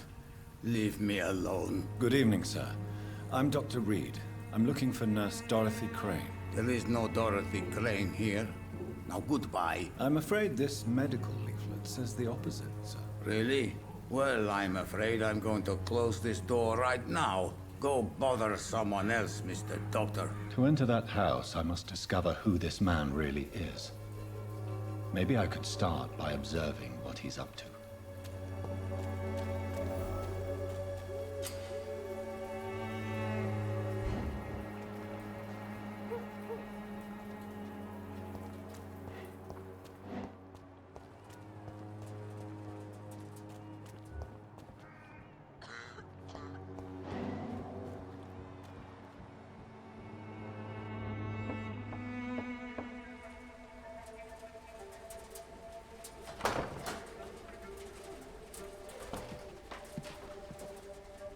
A strange man was at the door with a pass for our medical facility. I refused him entry. Darius, how could you know he didn't need our help? His clothes were too finely tailored to be from Whitechapel. Perhaps just a friend of that stray poet who is always about. Richard Nithercott? No, not of the same cloth, this man. I suspect some machination from that journalist. Clayton Darby. Is he still asking questions? Yes. I saw him drifting around St. Mary's Church. I swear he is tracking me just downwind.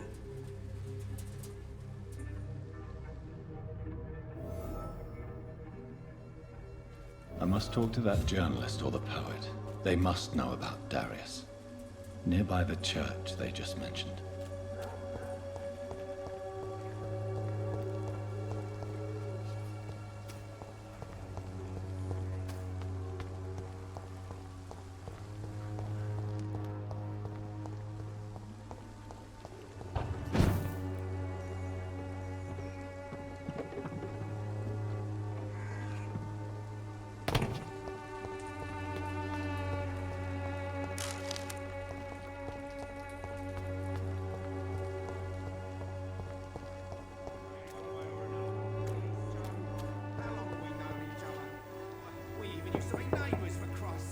Hello, young man.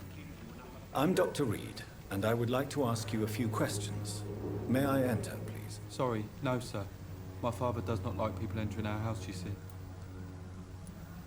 Your father is worried about you, boy.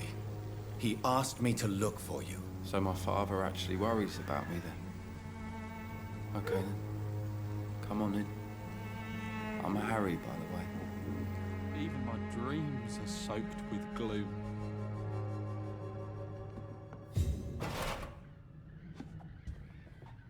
So, may I ask you a few questions? I'm not bothered.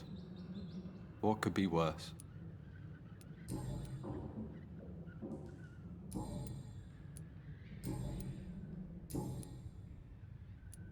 Do you know Nurse Dorothy Crane from the Pembroke Hospital? I'd like to know more about her. Yes, I know her. She came here to examine me when I was very sick. She said I should go out more. How do you feel? I'm fine. I mean, it's not easy every day, but I'm fine. I'm just tired of being sick all the time. If only I could be tough, like... Well, you know. Speaking of which, what can you tell me about your father? My father is an idiot who makes idiot things. That's all I have to say. Forgive my bluntness, young man, but you don't seem happy living in Whitechapel. Why should I? I never wanted to come here in the first place. It was my father's decision. And look around you. Does this look like a nice place to live?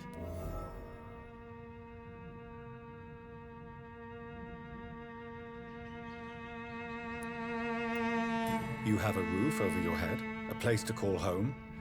Many people here are not as lucky, you know. That's exactly what my father says.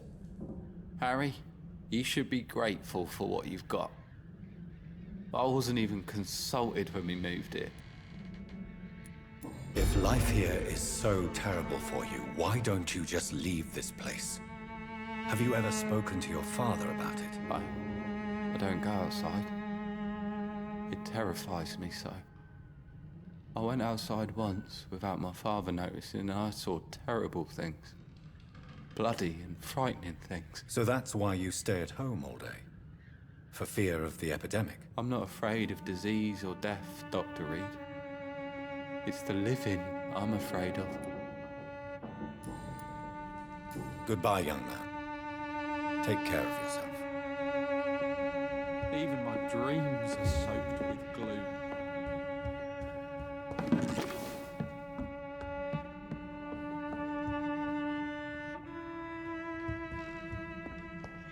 It's locked.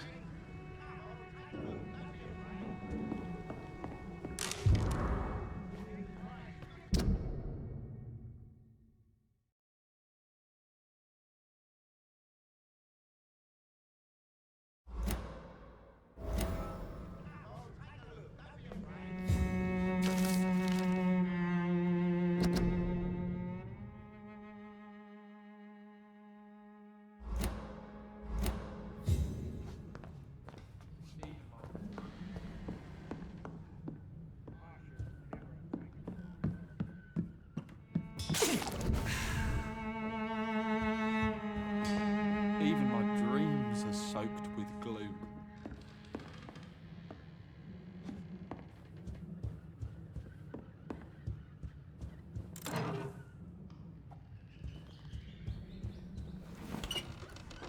Is there only pain and suffering? Excuse me, sir. I have a few questions for you. Another journalist? I didn't answer the first one, so piss off! I'm not a journalist, I'm a doctor. A doctor, you say? It's quite a rare breed in this part of town. Really? But still, here I am. Dr. Jonathan Reid, at your service. I'm Joe Peterson to some, but Colossus Joe to most. And I don't remember asking for your service, sir. May I ask what you do around here? I do whatever I want, and sometimes even more. Now sod off. According to you, physicians are scarce in this part of town. Why is that? Not familiar with this neighborhood, are you? I guess your fancy colleagues are too afraid of being stabbed in the back. This part of town does have quite a reputation. Would you say it's justified? Totally. Look at me, for instance. I always look my opponent in the eye before knocking him out.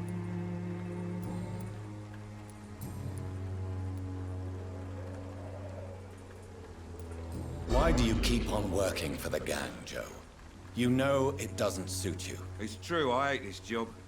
And I know I made some bad choices, but I'm a wet boot boy now, and people won't forget it. You could leave tomorrow.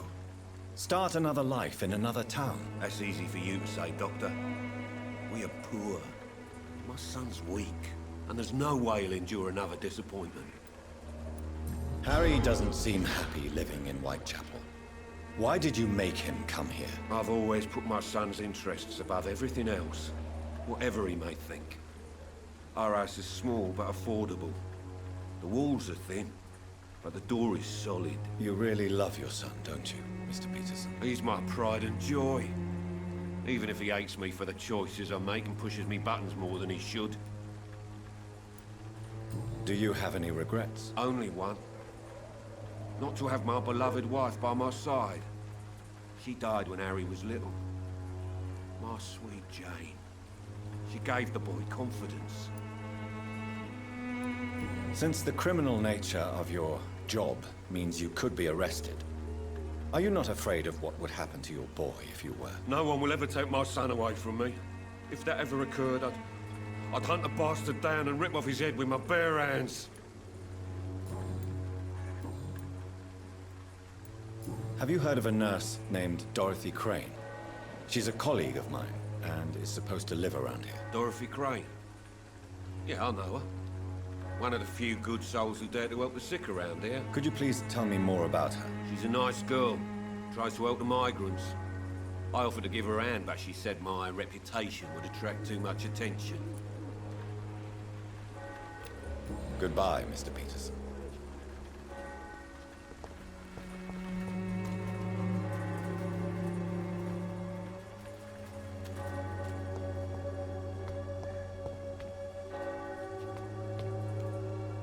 Forgive my interruption. Do not apologize, my son.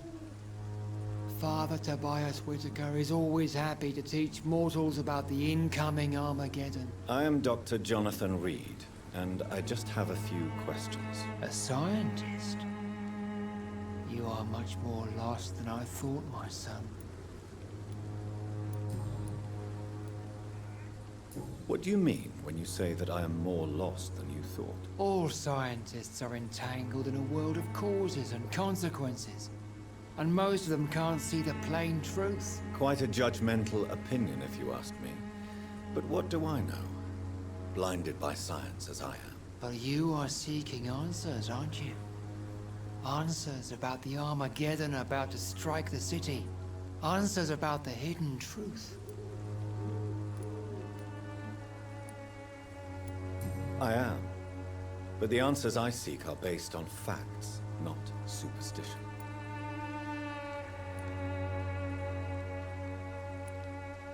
What do you mean when you say that I am more lost than you thought? All scientists are entangled in a world of causes and consequences. And most of them can't see the plain truth. Quite a judgmental opinion, if you ask me. But what do I know?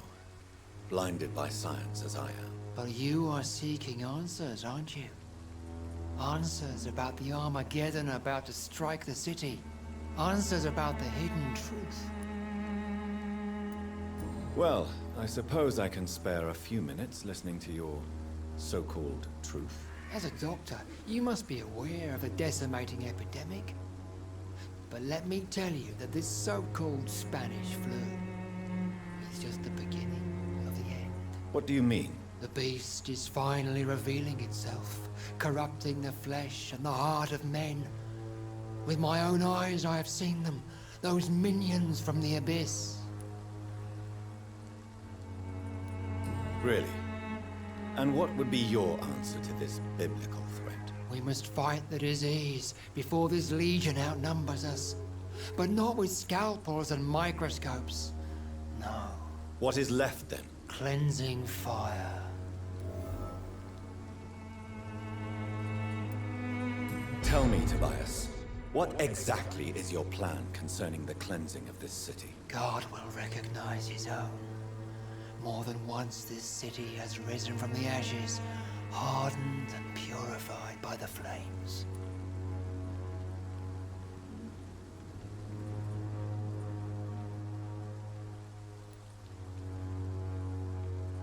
Science and progress are our only hope against the monstrosity hidden behind this epidemic. See, Doctor? Now you acknowledge the presence of evil within the city's walls. Now you start to admit the truth.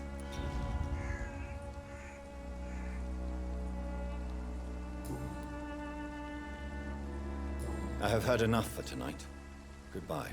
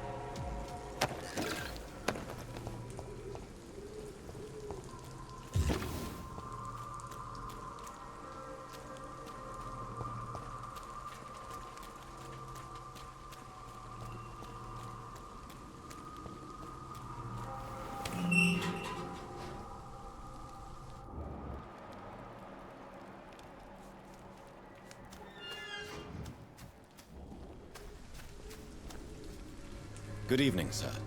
I'm Dr. Reid. I would like to ask you a few questions. Please be my guest.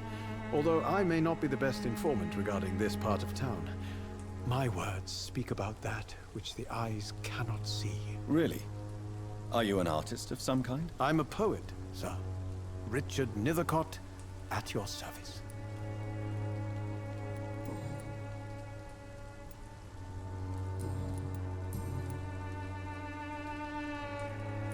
Tell me, Mr. Nethercott, why seek inspiration in Whitechapel?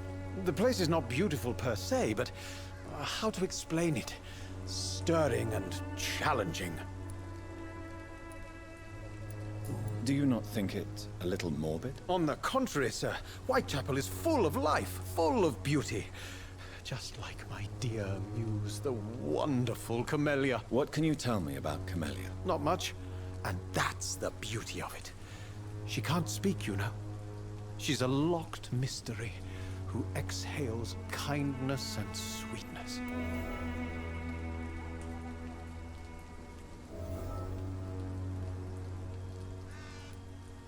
And have you ever tried to learn more about her? Where she lives, how she survives, whom she may know? Maybe I prefer she remains an enigma. Reality can be so dull, don't you think?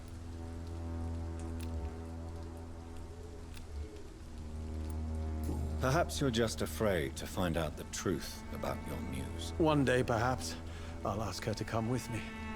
But will she still be my wild flower of Whitechapel if she moves uptown?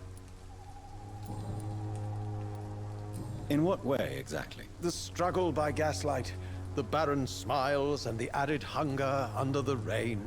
If you say so. Such vibrant antagonism and vivid paradox. The stripped humanity raged across each street. Vivid, of course, yes. And what about the poignant distress? Oh yes, the poignant distress. You see what I mean, don't you? That's what I want to write about, and that's what Whitechapel is made of.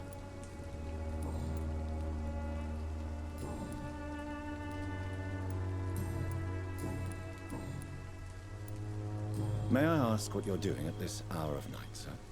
Do you live here? Not at all. I'm just enjoying the pleasure of a quiet walk. Though night talks are always preferable, if you ask me. Especially with strangers. But are you not afraid of the epidemic? Oh, why should I? I see some equity in the Spanish flu. No flesh should be saved, say the scriptures. Good or evil, rich or poor, all are equal in the eyes of the flu. If you say so. But as a physician in a time of epidemic, I must caution you to avoid unnecessary exposure, sir. Thank you, Doctor. But we both know the seeker of truth has to go boldly where the weak dare not. Are you aware that your life could be in danger in this part of town? But this is where I must be to feel the real beat of the city. I had to come, see it for myself, alone. If some misfortune came upon you, who would be here to help you? Well, you for a start, my dear Doctor. I understand your need for solitude, but it's not safe around here. I don't care. I don't have many friends, Doctor, and my family despises me. What are your thoughts on the terrible situation in this city? Terrible, you say? No.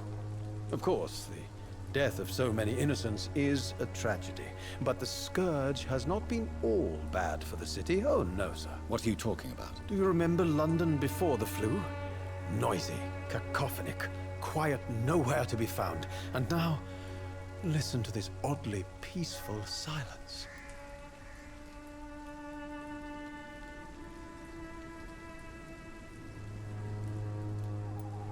Yes. The enjoyable silence of the grave. You have a unique perspective on the situation, I must admit. Most people fail to understand my perspective. I don't blame them. But how could I call myself a poet if I veiled my feelings?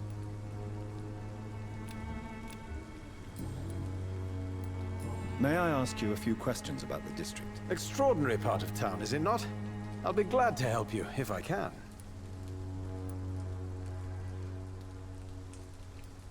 I'm looking for Dorothy Crane, a nurse who lives in this vicinity. Dorothy Crane. Oh, I love the name. The Crane of Whitechapel. Sounds very mysterious. But, sorry, no, never heard of her. What can you tell me about an old man called Darius? Darius Petrescu? Yes, I know him. At first, I thought he was only a small publisher. I invited him to publish my work, but his reaction was pretty clear. Not interested in your talent? Darius is an old political activist who takes delight in printing tracts and lampoons. Those communist activities only require mediocre writing skills. I'll leave you alone, sir.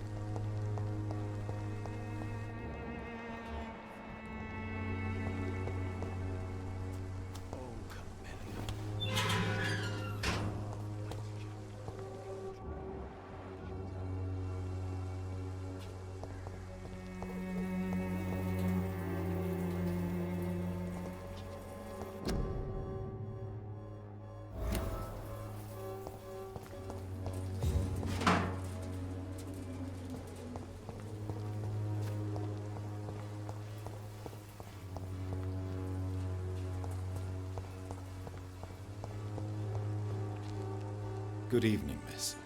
I'm Dr. Reid. I'd like to ask you a few questions. I know what you're thinking. A tall stranger who meets a girl in the street at night. It reeks of the penny dreadfuls. But I mean you no harm, truly.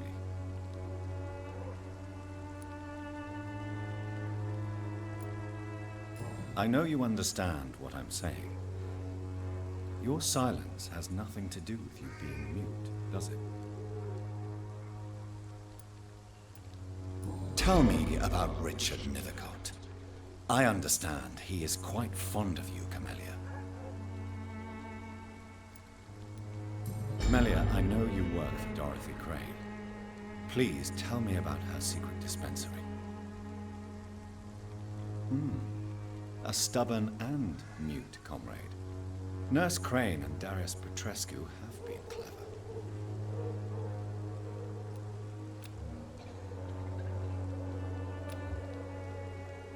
Very well. Goodbye then.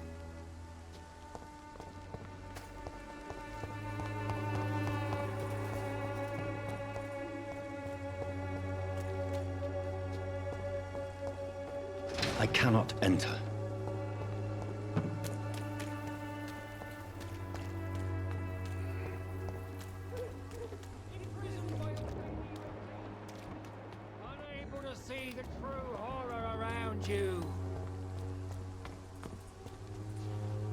Excuse me, sir. Are you familiar with this part of town?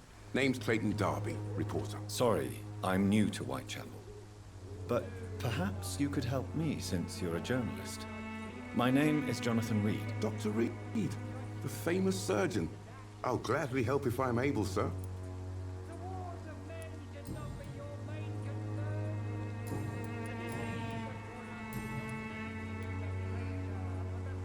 I heard you're investigating an underground medical dispensary in Whitechapel. What do you know about it? Not much, I'm afraid. They are wary of strangers, and I'm not really an acquaintance of theirs. Why do you care?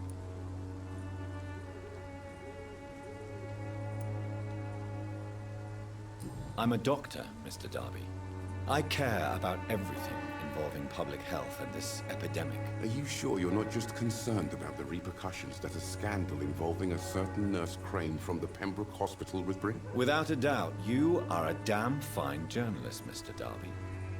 What do you know of her accomplice, a man named Darius? I don't know much about the man.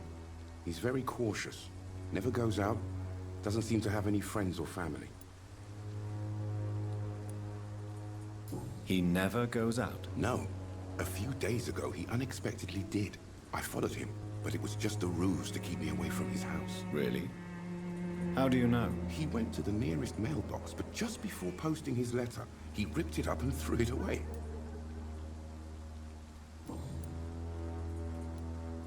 I still have questions about that Darius fellow. I don't know much about the man. He's very cautious. Never goes out. Doesn't seem to have any friends or family.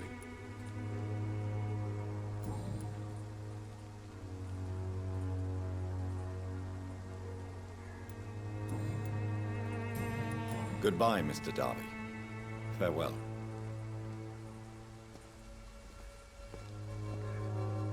Good evening, Doctor. Can I help you? Goodbye, Mr. Darby. Farewell.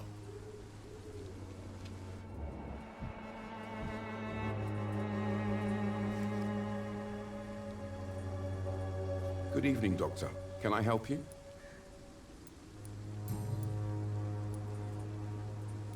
Why are the newspapers keeping silent about the Spanish influenza? It's as though none of you care. There's a war going on. People shouldn't be demoralized by news of deadly diseases.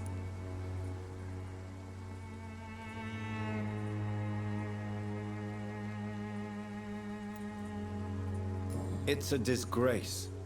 People are left to die alone. No one is properly informed of the risks. These are bad times indeed. So much for the glorious British Empire. Have you any idea of the danger you face in these streets at night? I've had to run and hide more than once from frenzied mobs incensed by the fever. Do you think the flu is really responsible for this, Doctor?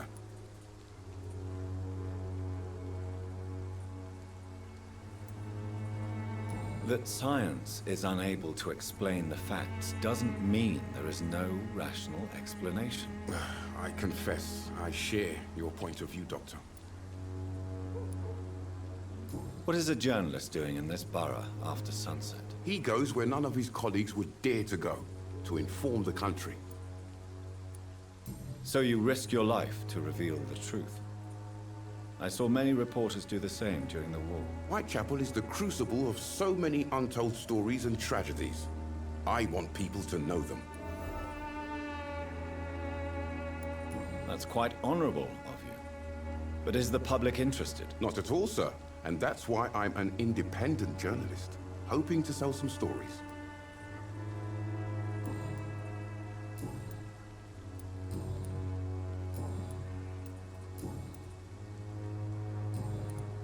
I still have questions about that Darius fellow. I don't know much about the man.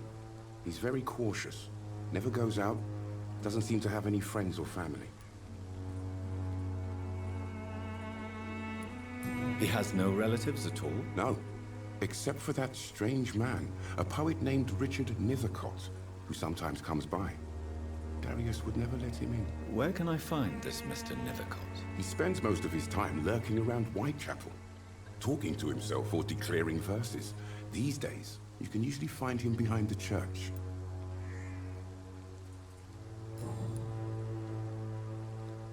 Goodbye, Mr. Darby. Farewell.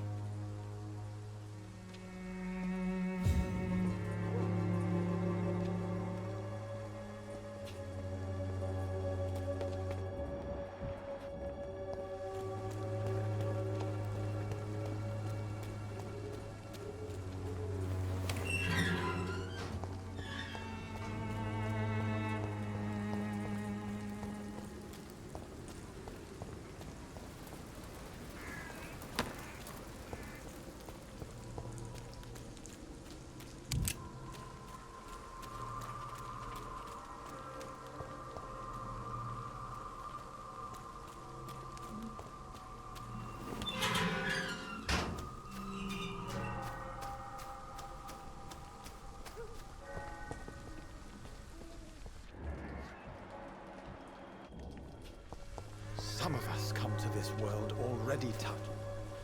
Good evening, Mr. Nethercott. And good evening to you too, my good sir. Can I be of any help?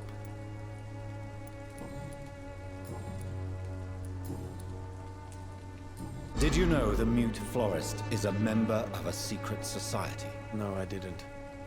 But I thank you for this information, sir. For it only enriches the mystery surrounding the precious camellia. Are you not curious? Is there not more you wish to know? That girl has not an ounce of malice in her. Whatever she may be hiding, it's certain to be for the benefit of most, if not all. I fear you are a hopeless romantic, Mr. Nethercott. Guilty as charged, Dr. Reid.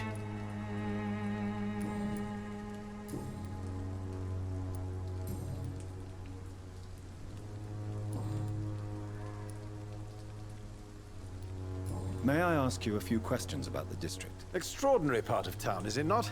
I'll be glad to help you, if I can. What can you tell me about an old man called Darius? Darius Petrescu? Yes, I know him. At first, I thought he was only a small publisher. I invited him to publish my work, but his reaction was pretty clear. Not interested in your talent? Darius is an old political activist who takes delight in printing tracts and lampoons. Those communist activities only require mediocre writing skills.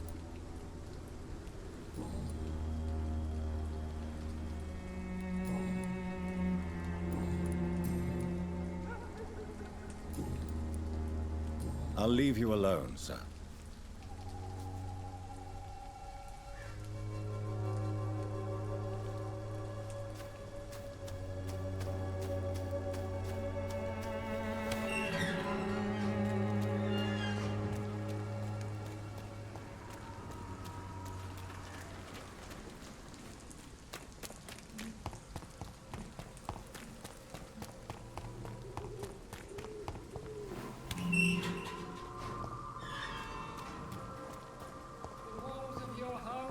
Protect you, for there is no protection against malevolence and trickery.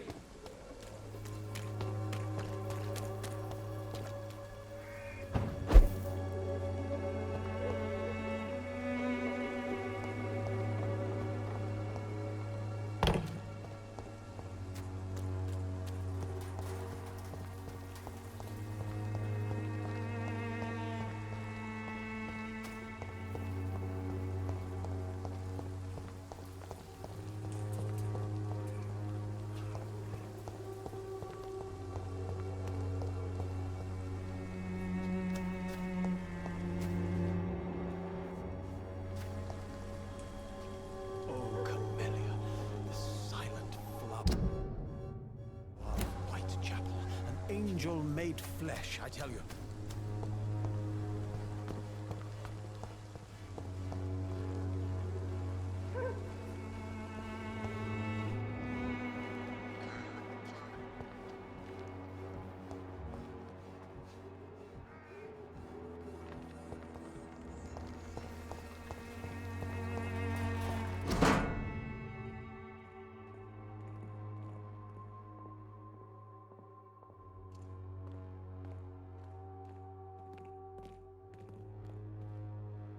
The content of Darius' letter to his children could give me more leverage to enter. Darius is a bit less of a mystery now. It should not be that difficult to incite him to let me in.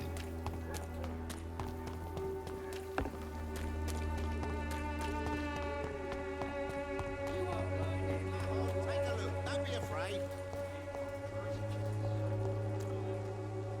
Welcome, sir.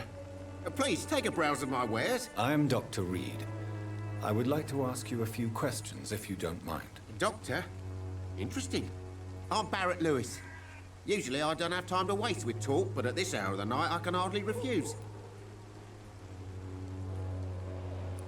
Right then. Show me what you have.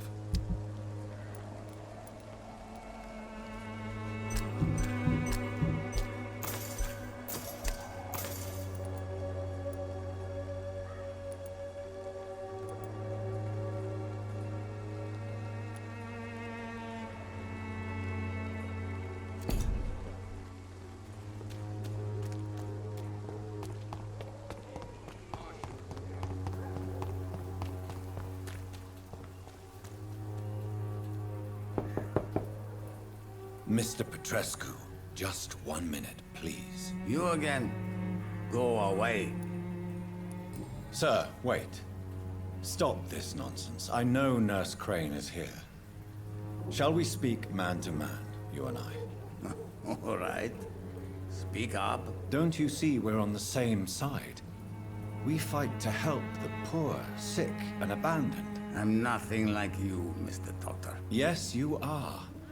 You too believe in providing medical care without charge. You know what we have to sacrifice to make the world a better place. I have to admit your words have conviction. All right, I'll let you see Dorothea. Don't make me regret this, though.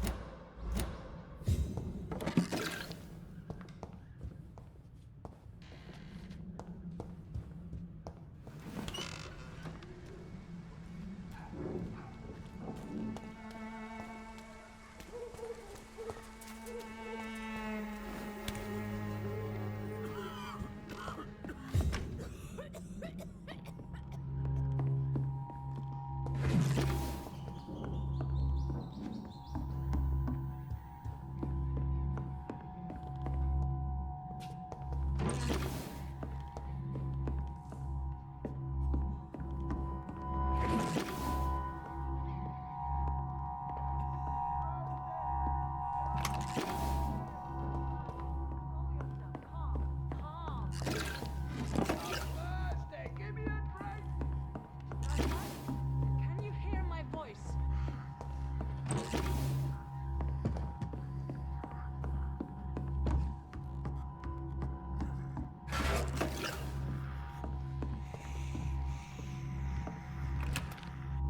I need help! What do we have here, nurse? Patient Raz Van Vasily. High fever running on 3 days. Complaints of dizziness, muscle aches, and head pain. Diagnosed with influenza. Treatment? Aspirin and salicin for the fever and discomfort. Liquids for dehydration, but he's having trouble keeping even water down.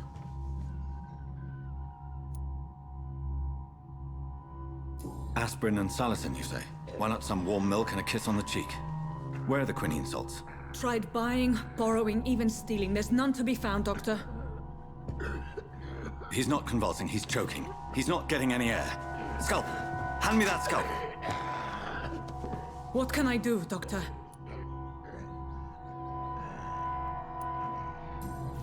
It's too dangerous to operate with these convulsions. Sedative, nurse. Do we have any anesthetics?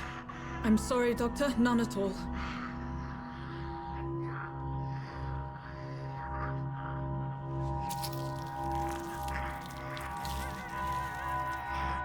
I need to perform a tracheostomy. Short pipe. That rubber tube will do. We're going to cut a passage for air through the neck. Yes, Doctor. He's breathing again, but he's coughing up blood. Internal hemorrhaging. I need to make another incision into the chest cavity to drain the fluids from the lung. Prepare another tube. A thoracostomy. Doctor, we've nothing to fight the infection. We need an aseptic environment. Right then, Nurse Crane. What do you suggest we do? I've no idea. I'm not the doctor. Time is of the essence. We need to perform a thoracic drain. Yes, Doctor.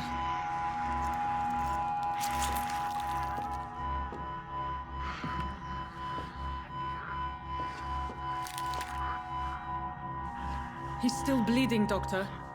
I'm losing his pulse. The drain must have punctured the intercostal artery. There's too much blood. Are you all right, Doctor? I can't see.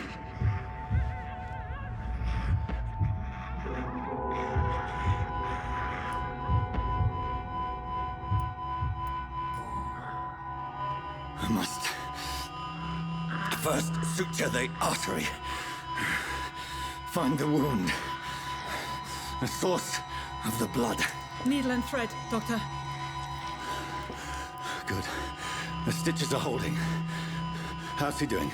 We're losing him. We've lost his pulse. He's dying, Doctor!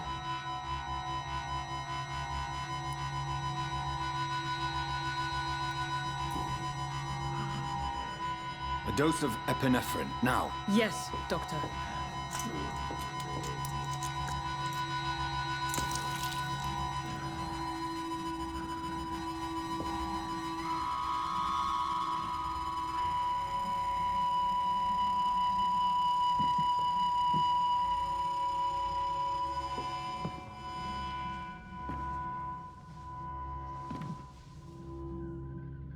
We've lost the pulse. He's gone, Doctor. Nurse, we did everything we could. Truly? Everything you could. Is that how you'll report this in your log? Is this how the war went? Piling up one poor corpse beside the next? This was not an influenza-induced seizure.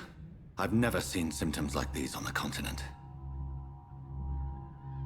Neither have I. But the previous symptoms leading up to this attack were the same, indistinguishable from the epidemic. No. There was something more vile in these reactions. Something primitive. There have been numerous reports of mental breakdowns caused by the fever that accompanies the flu itself, Doctor. Yes, but... I'd best take some samples of the blood for analysis.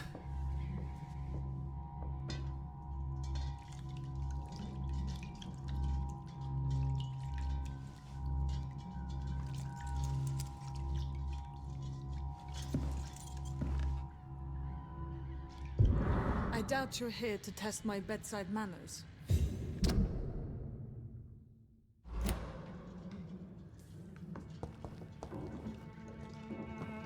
To what do I owe this courtesy? I suspect it was more than intuition alone that led you to us. So, how might I be of service, Dr. Reid?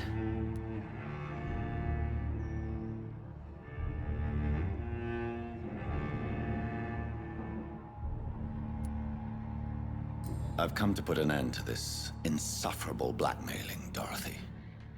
Doctor, you think your warnings scare me?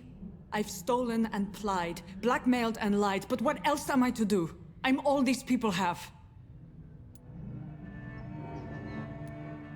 But why Lady Ashbory? Why her, of all people? She's pristine and proper, all right. But she-wolf in sheep's clothing murders the poor for sport. I have her where she belongs, and I'll milk her for all she's got. Dr. Swansea is a sensible and honest man. He wouldn't have refused your friend's care at Pembroke. It's easy for you to say, Doctor. These people cannot go to the police, nor to the hospital. They don't even speak English. They depend on me for everything. So, the end justifies the means. Is that your defense? I know you're kind, Doctor. Just another fine-heeled, silver-spooned gentleman who was given the world on a platter. You know nothing of poverty. Nothing of the shame, the hunger, the loneliness. You've convinced me of the sincerity of your actions and their noble justifications. But all the same, blackmail is a crime, and it will stop, Nurse Crane. So, are you going to turn me over to the authorities?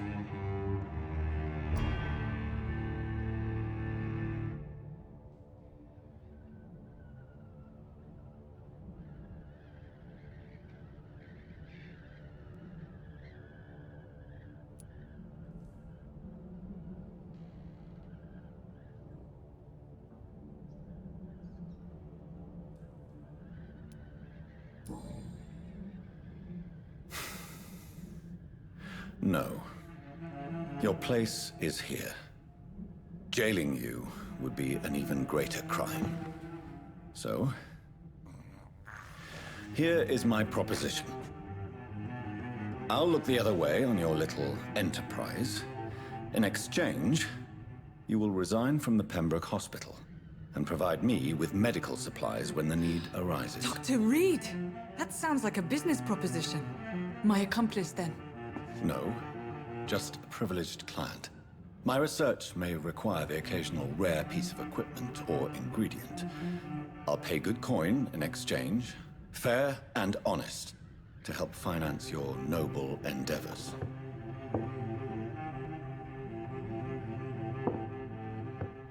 We have ourselves a deal, Doctor. Good customers are always welcome. Yes, Nurse Crane. We have a deal.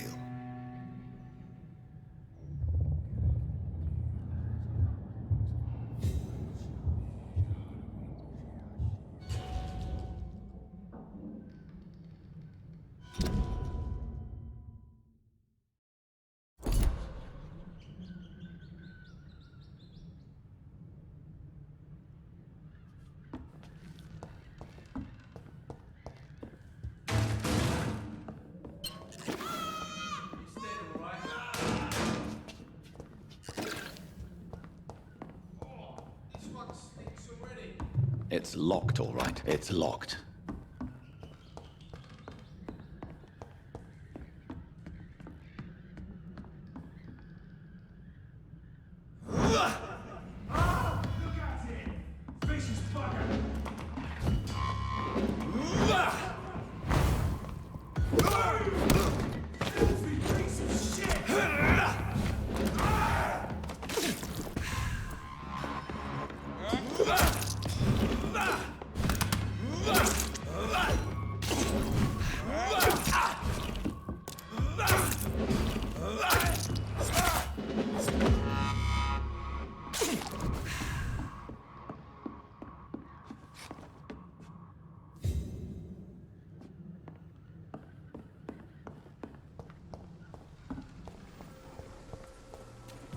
Steady, boy!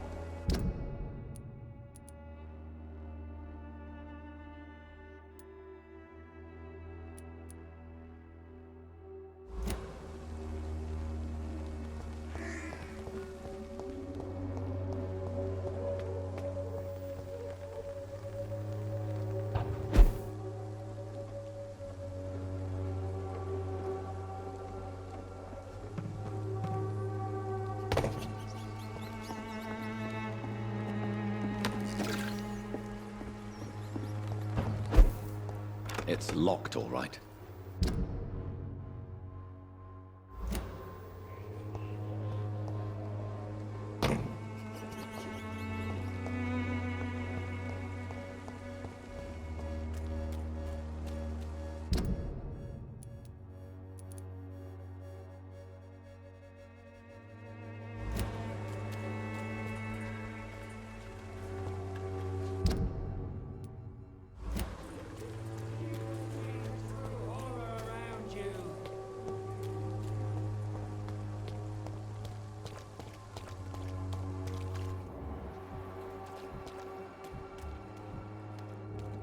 Something going on in this district.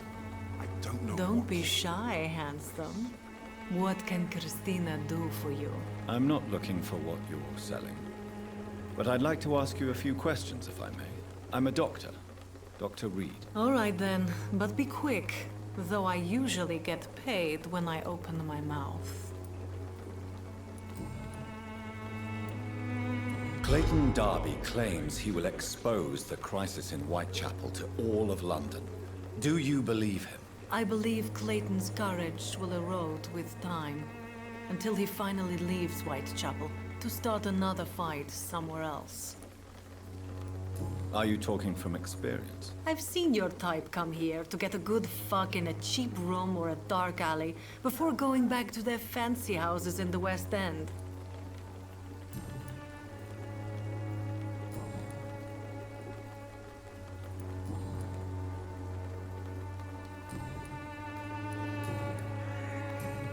Goodbye, miss. Take care of yourself as best you can.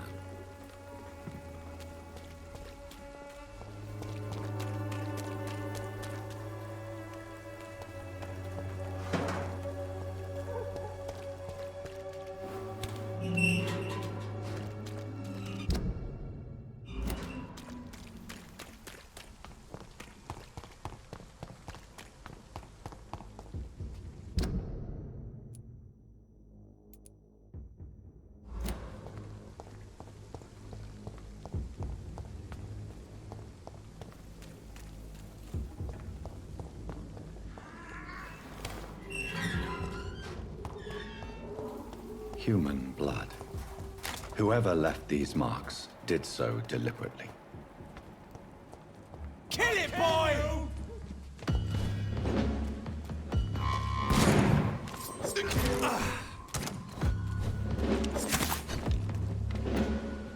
Burn it, boy!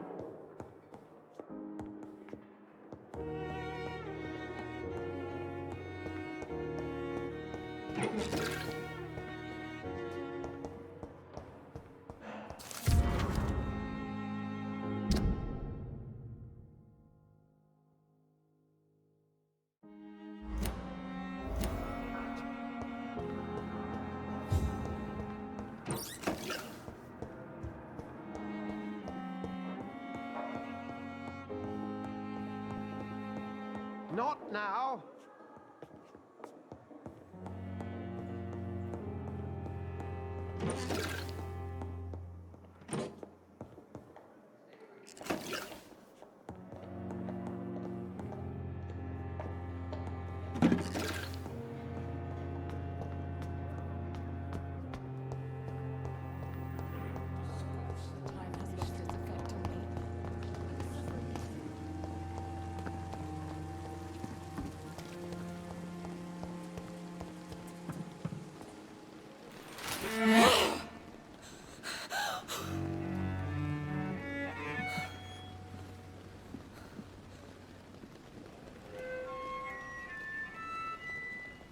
I would ask you to avert your eyes, sir.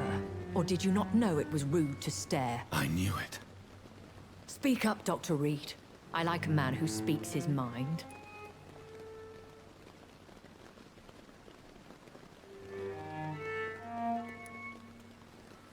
Hiding your true appetites behind a facade of compassion. Bravo.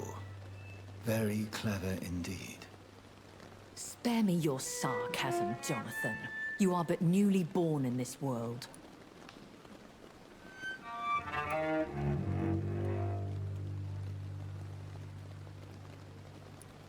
We are vampires. We live by leeching the blood from weaker prey. We are Darwin's next chapter. His cynical and perhaps ultimate expression. The situation is somewhat awkward nonetheless. I have not been observed sustaining myself for many decades. I have to say I'm a trifle embarrassed. Anyway, I have concluded my inquiries concerning your blackmailer. I see. Please excuse my agitated state. Under normal circumstances, I wouldn't let anyone see me in this condition. I must confess I have not put an end to the blackmail, my lady. Unfortunately, I could not bring myself to do it. I'm so disappointed in you, Jonathan. I didn't expect this from you. Lady Ashbory, you yourself admitted how ridiculous the sum of money was.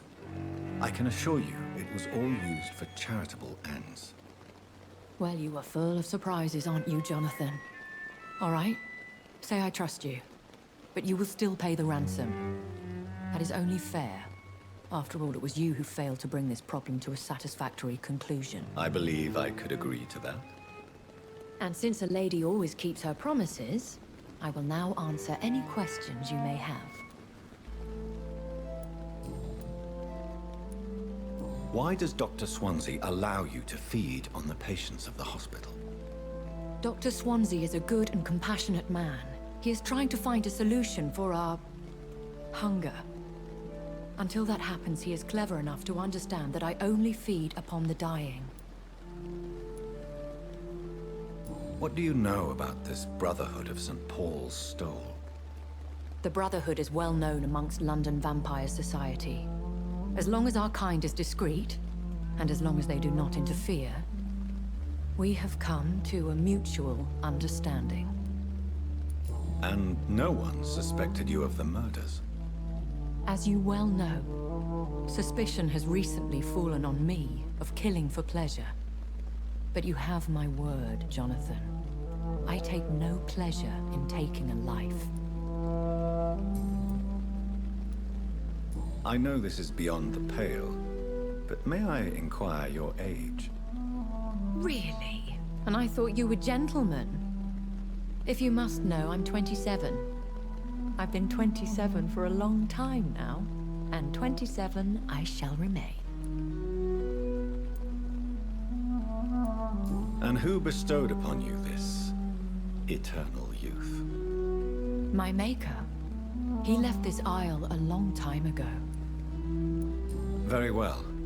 But I believe there is more to this than you are saying. A lady has to have some secrets. Why did you save me in the canning factory? I could hardly stand by and watch such a promising young blood as yourself be torn to shreds by some gutter Skal.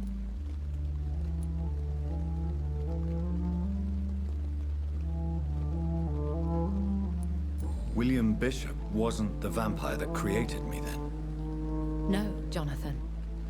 Whatever their strength and demeanor, Skals are the progeny of careless vampires. It cannot be the other way round. What type of vampire is a Skal? Not a true vampire. The deformed offspring of lesser vampires. It is a shame these creatures run wild, slaves to their baser instincts.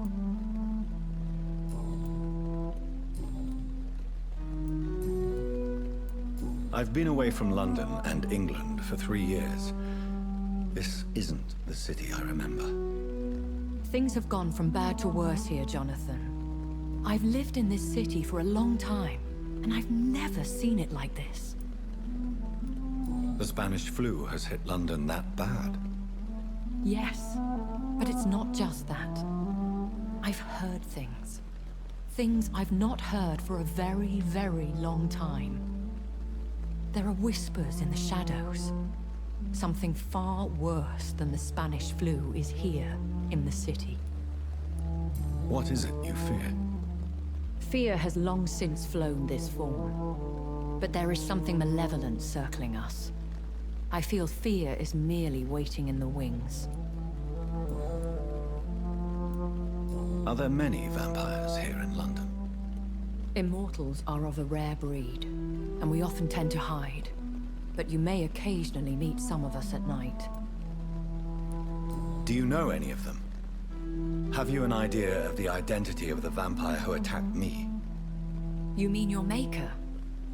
No, Jonathan, I have no clue. But I fear he or she is as careless as cruel. To let you discover your new condition by yourself. What do you mean? Every now and then, you may discover an immortal in the deep of the night. But we are a rare and reclusive breed. Our progeny is almost never accidental. Will they all be as affable as you, my lady? I do not see why not. But remember, even the shark smiles before he bites. That sounds like a lesson from experience.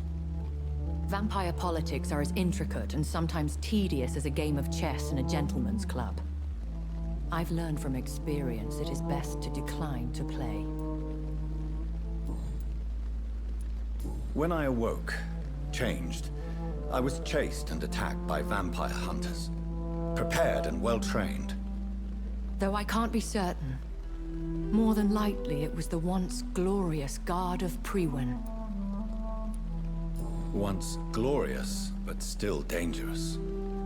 They have seen better days, but all fanatics are dangerous.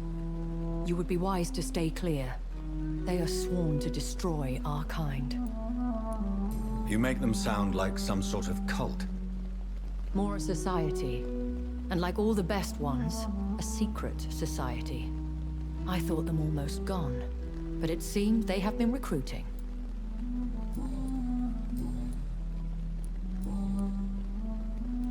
I've been hearing a voice talking in my head. Is this some kind of insanity? It feels like the voice of the vampire that created me. Hush. Tell no one this. It would be unwise to talk of such things amongst British immortals. Speak no more of your maker. How could this cause offense? Only the powerful immortals can mentally call to their progeny. No vampire or hunter will sleep easy, knowing that an unidentified elder is stalking the streets of London. Excuse my forwardness, but... are you my maker? Me? Goodness, no. Only a foolish immortal would create a progeny without taking precaution, and I'm no fool.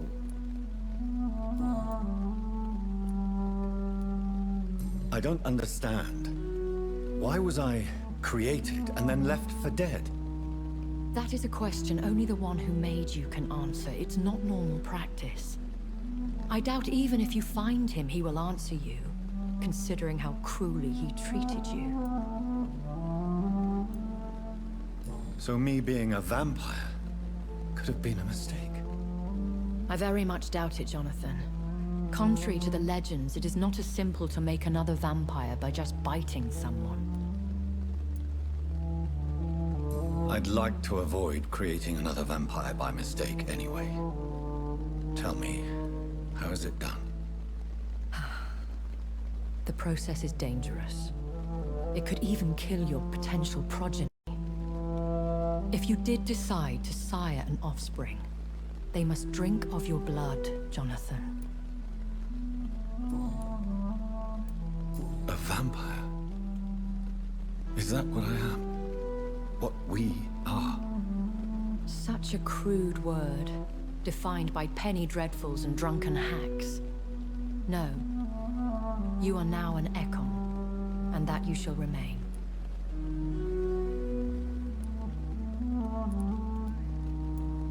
Are you an Ekon too? Yes, I am.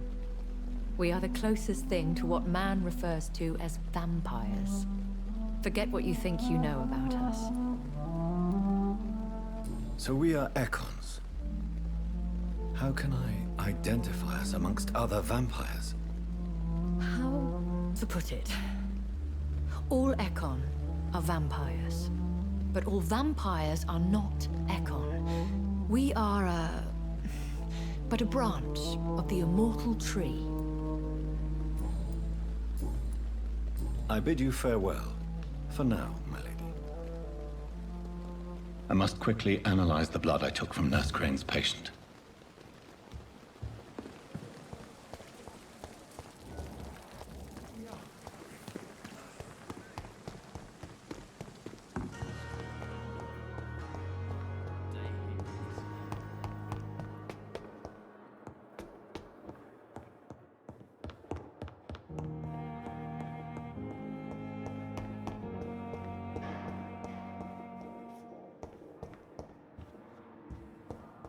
It's locked, all right.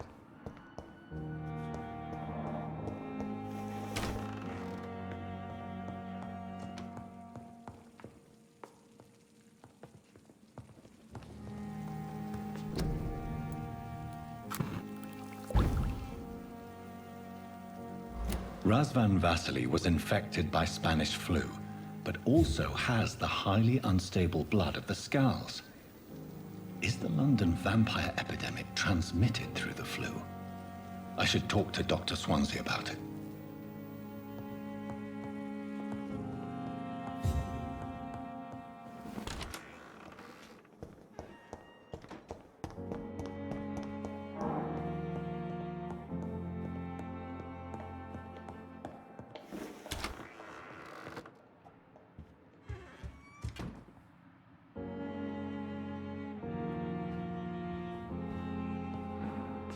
Evening, Edgar. Could I get your professional opinion? Please speak, but I have something important to tell you. This strain of flu, it's very different from the one I saw in Europe. It's downright peculiar. Really? What makes you say that?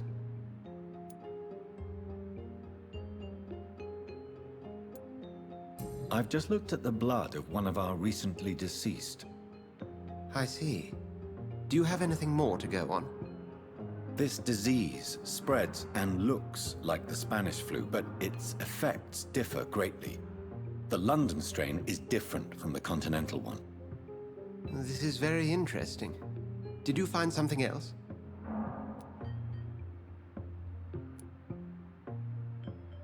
Yes. Unlike the flu, the infected begin to show an increase in outwardly aggressive behavior. More than simple agitation. Once docile people become violent. You mean like rabies? Is there a chance we could create a vaccine, Jonathan, like Pasteur? By the stole, that would be smashing. There's a lot we're not seeing here. But it is spreading, and quickly. If we don't act, the whole city could be lost. But Jonathan, we've a fantastic opportunity sitting right here in front of us. A weapon of choice. What on earth do you mean? Why, you, my dear boy. With your expertise and your blood, we could isolate the properties that course through your veins. Think about the possibilities.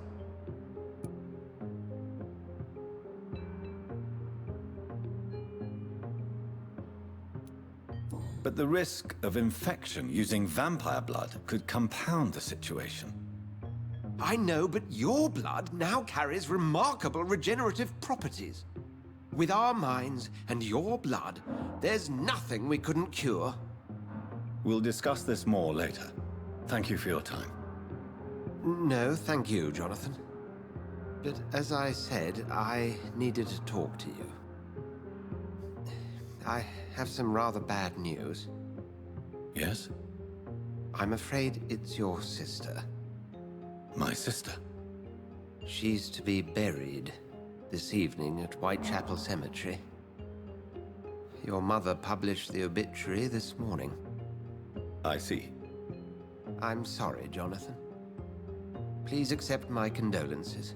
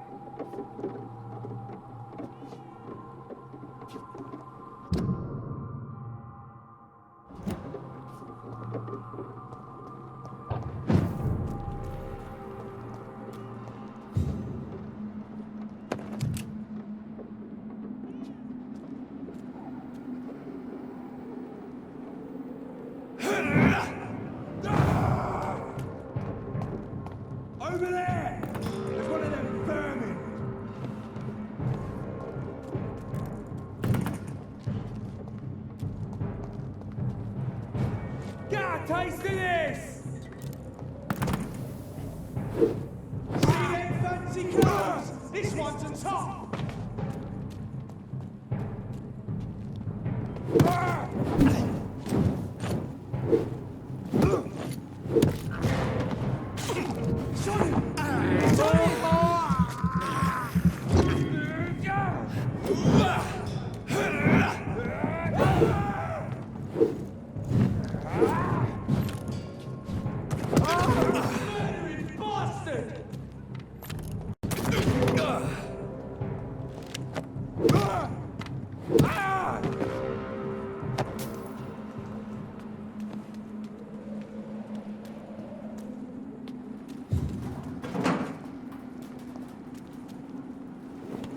Dear sister, I don't know if I have the strength.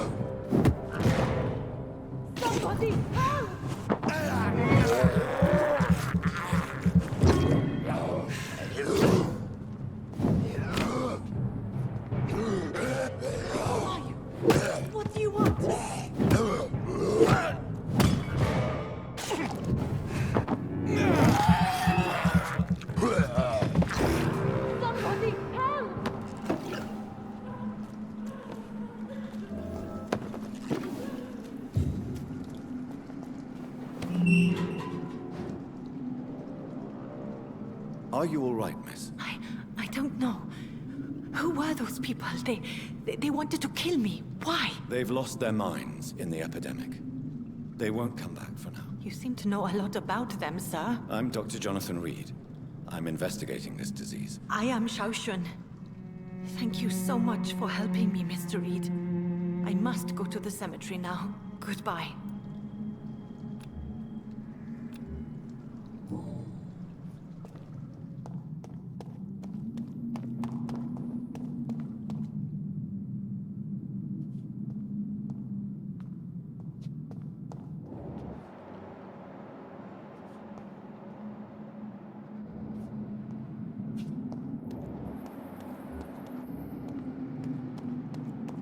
It's locked, all right.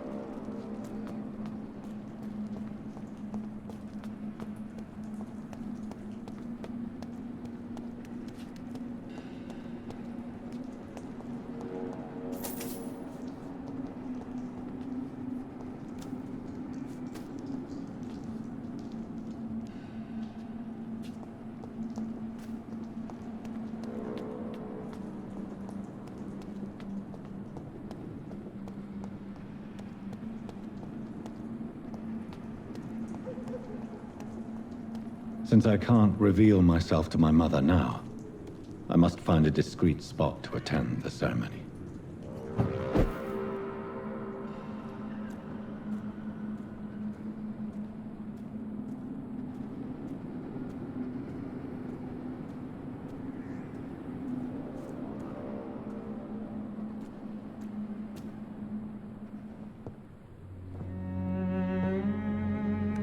I am the resurrection and the life.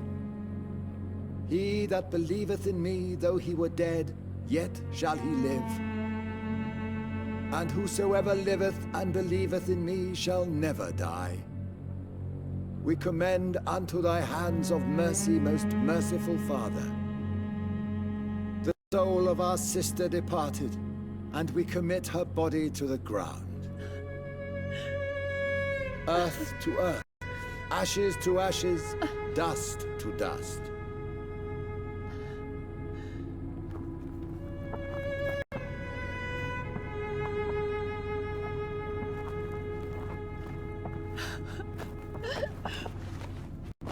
Why kill my Mary and stick her here in this cold, god-awful place? These are the legal requirements for the epidemic, madam. Avery, I feel so tired. Please take me home. Yes, madam.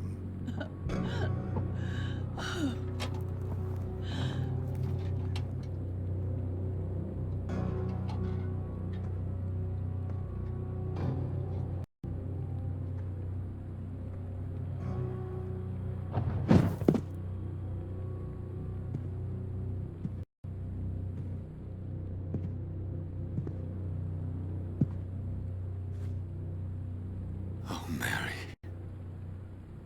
What have I done?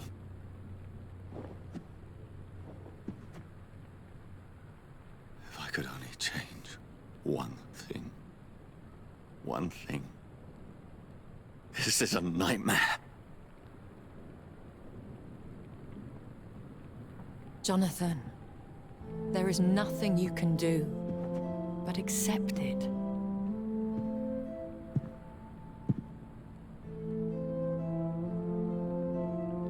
What brings you here? I thought you could use the company. I am so sorry for your loss, Jonathan.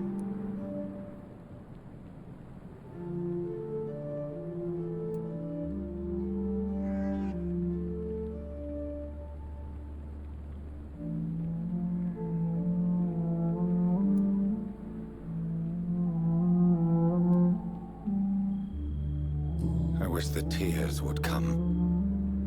But I'm empty. And I feel a hypocrite. Let your pain run free, Jonathan. Don't smother it. What you feel is your humanity. Don't be so quick to lose it. She had been scouring the most dangerous parts of London in search of me. And it led to her death. Jonathan, don't. I still hear her last thoughts. They echo in my head.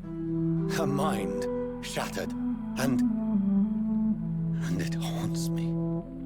Jonathan, stop. Listen carefully. You must come to terms with this. You must learn to live with what happened.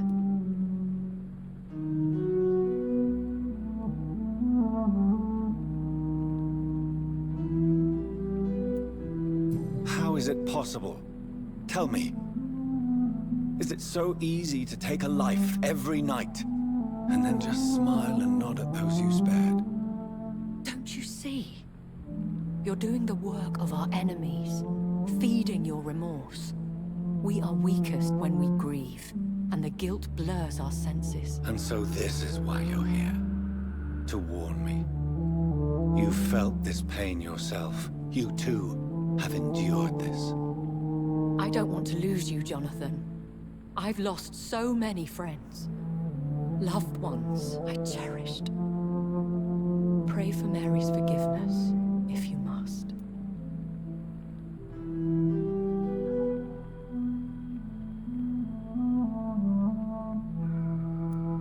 You may be right. Of course. I've stared upon this world for centuries, And time has taught me to deal with guilt, if not erase it. What should I do then? St. Mary's Church is not far from here. Go there and make your peace. Find the solace you need. My lady wants me to confess. No, Jonathan. It's you who wants to confess, I think.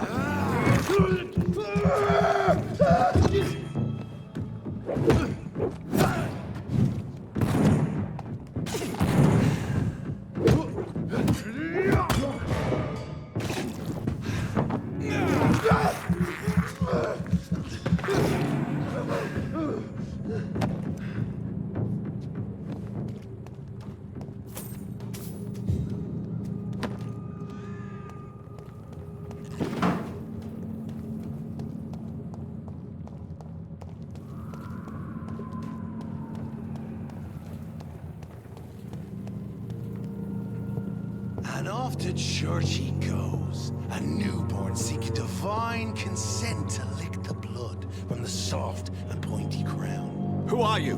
Make yourself known. Newborn, you reek of guilt and pointless compassion. Shed your skin, forget your old weaker self. What do you want from me?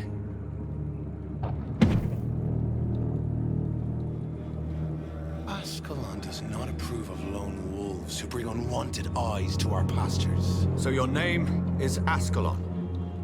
Ascalon's will is vampire law. Learn them, abide by them, or I shall return as your judge and jury.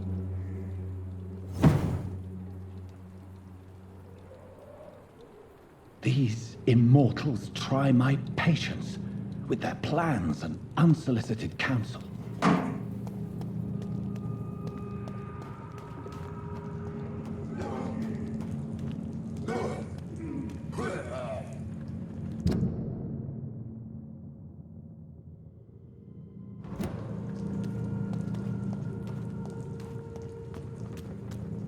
This is not close. Away with you! Die, vermin! Crawl back to the hell that spawned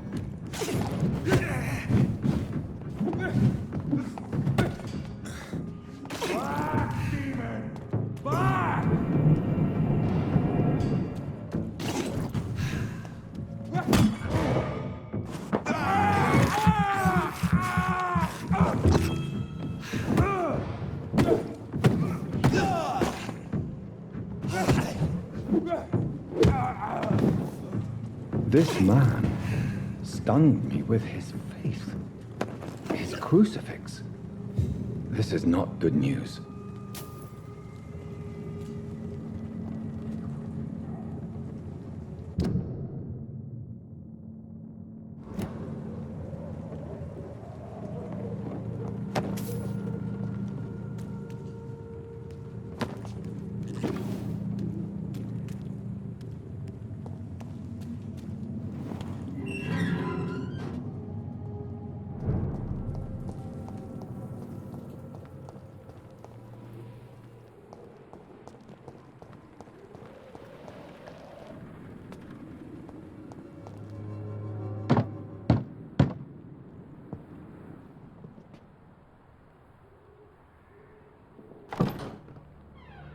Yes? What is it that you want? I'm sorry to disturb you at such a late hour. No worries, my son. I'm still quite awake, having just returned from a funeral. Yes, I know. I've forgotten what I wanted. I don't know.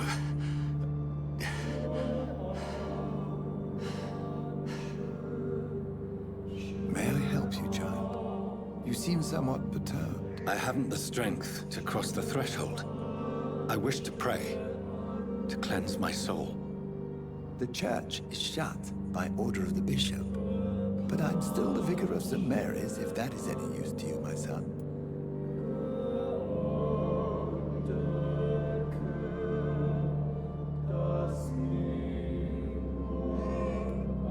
You seem to me a good soul, Vicar. But this is a personal matter. There are no secrets from God, my son. If your heart needs comfort, consider me your chapel. For I can be as silent as stone.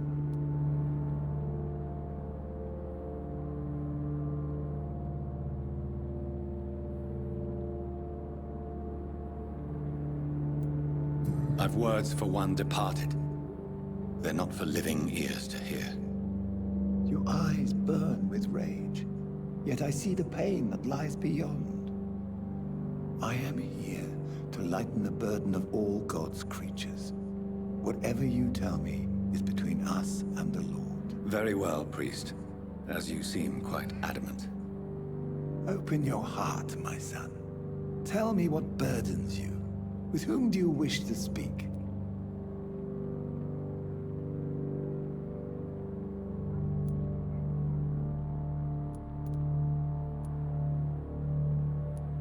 She was my sister. You seem so troubled by the loss of this girl. What happened to her?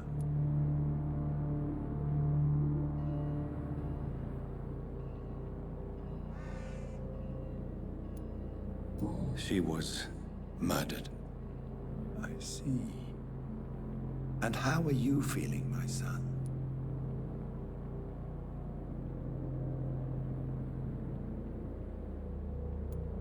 She died because of me. How do you think I feel? I have a final question for you, my son.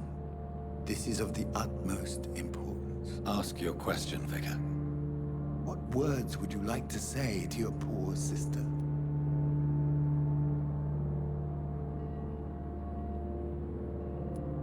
I killed you. There's no excuse. My dear Mary, forgive me. You have been hurt, my son, and your burden will lighten if your words are sincere. Go in peace now, and live your life in the way she would have wanted.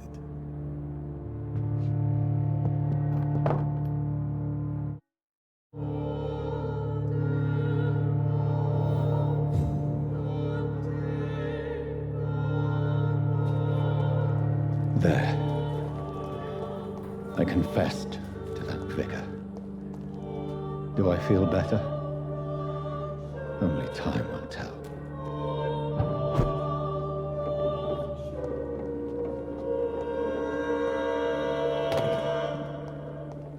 I cannot enter.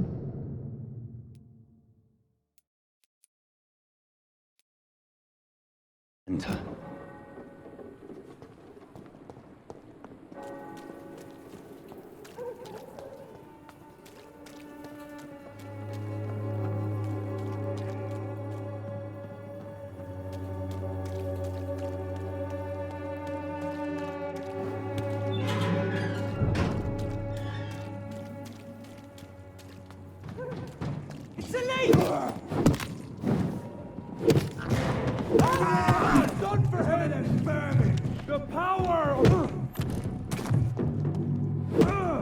Rewind shall prevail!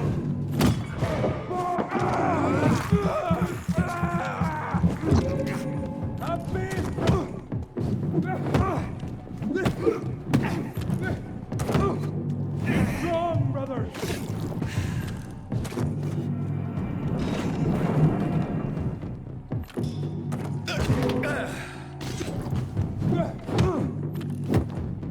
Fear no evil! We do the Lord's work!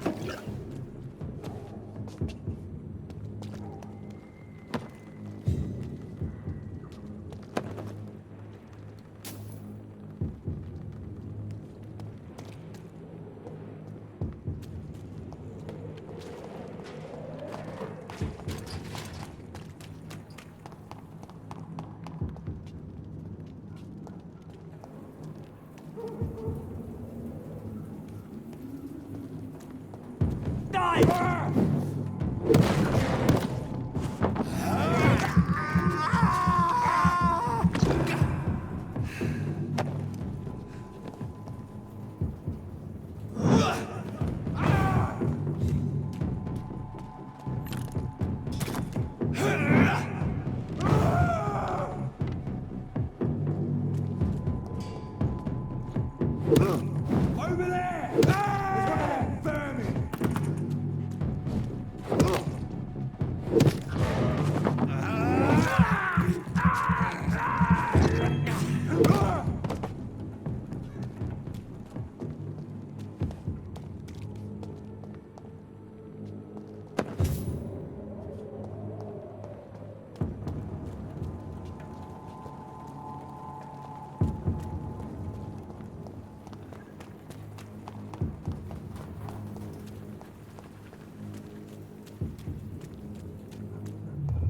Remorse and pain are precious when binding you to the earth. You. I remember you.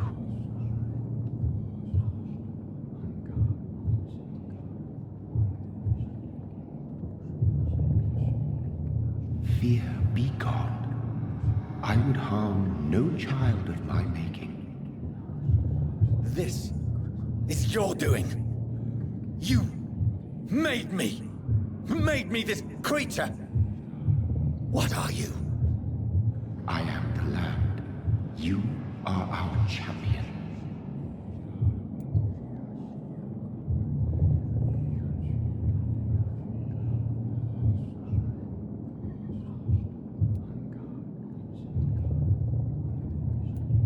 Tell me what you are.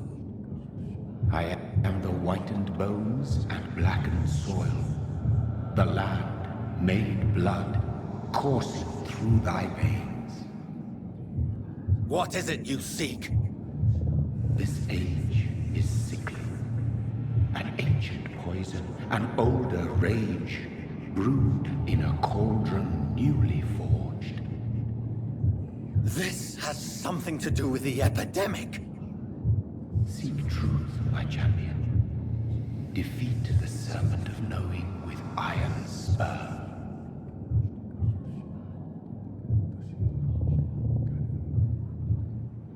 I've had enough of others making decisions for me, pretending to know how I should feel or behave. So the vampire who made me is some sort of disembodied entity? Or was he just projecting this vision in my mind? Maybe Edgar can help me with this one.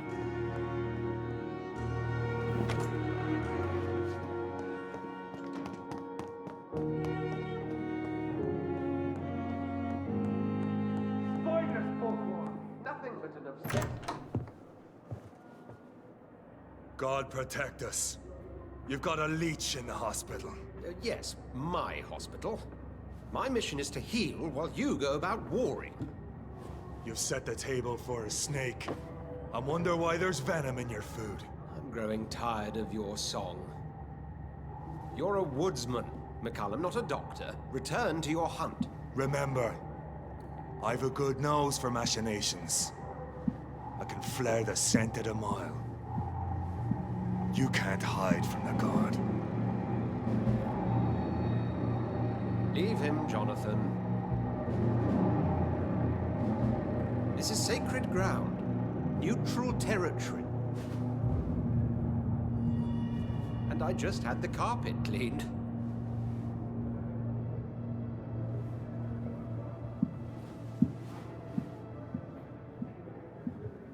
By the sacred stole, this is very bad news. Bad news indeed.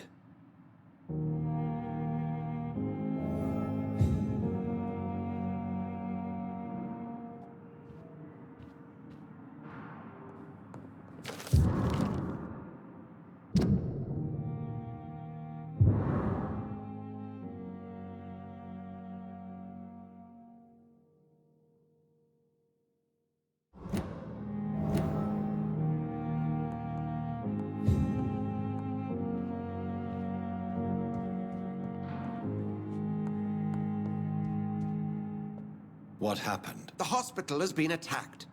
We have injured patients, at least one dead and several missing. This has spiraled out of control. Even the most infirm are asking to be allowed to return home.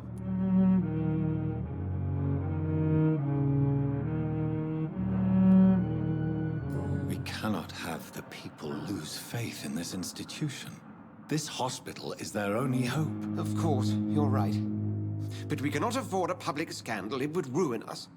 We must restore order, and quickly. You mentioned a dead patient. Who is he? She, Jonathan. She was Miss Harriet Jones. I found her room like a slaughterhouse. Blood everywhere. The duty nurse is taking care of the mess.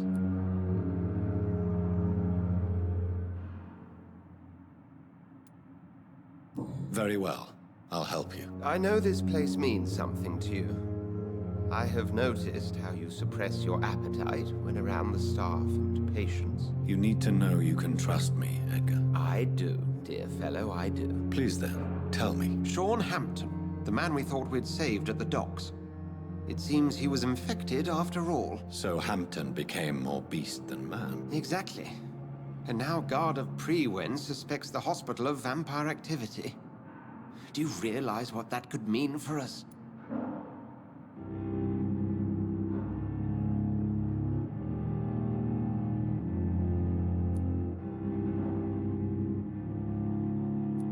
Well, they are not far wrong. The hospital is almost crawling with vampires. McCullum is a fanatic. The Guard will stop at nothing. You don't know what they're capable of, Jonathan. Very well. Since I brought Mr. Hampton here, I will put an end to this.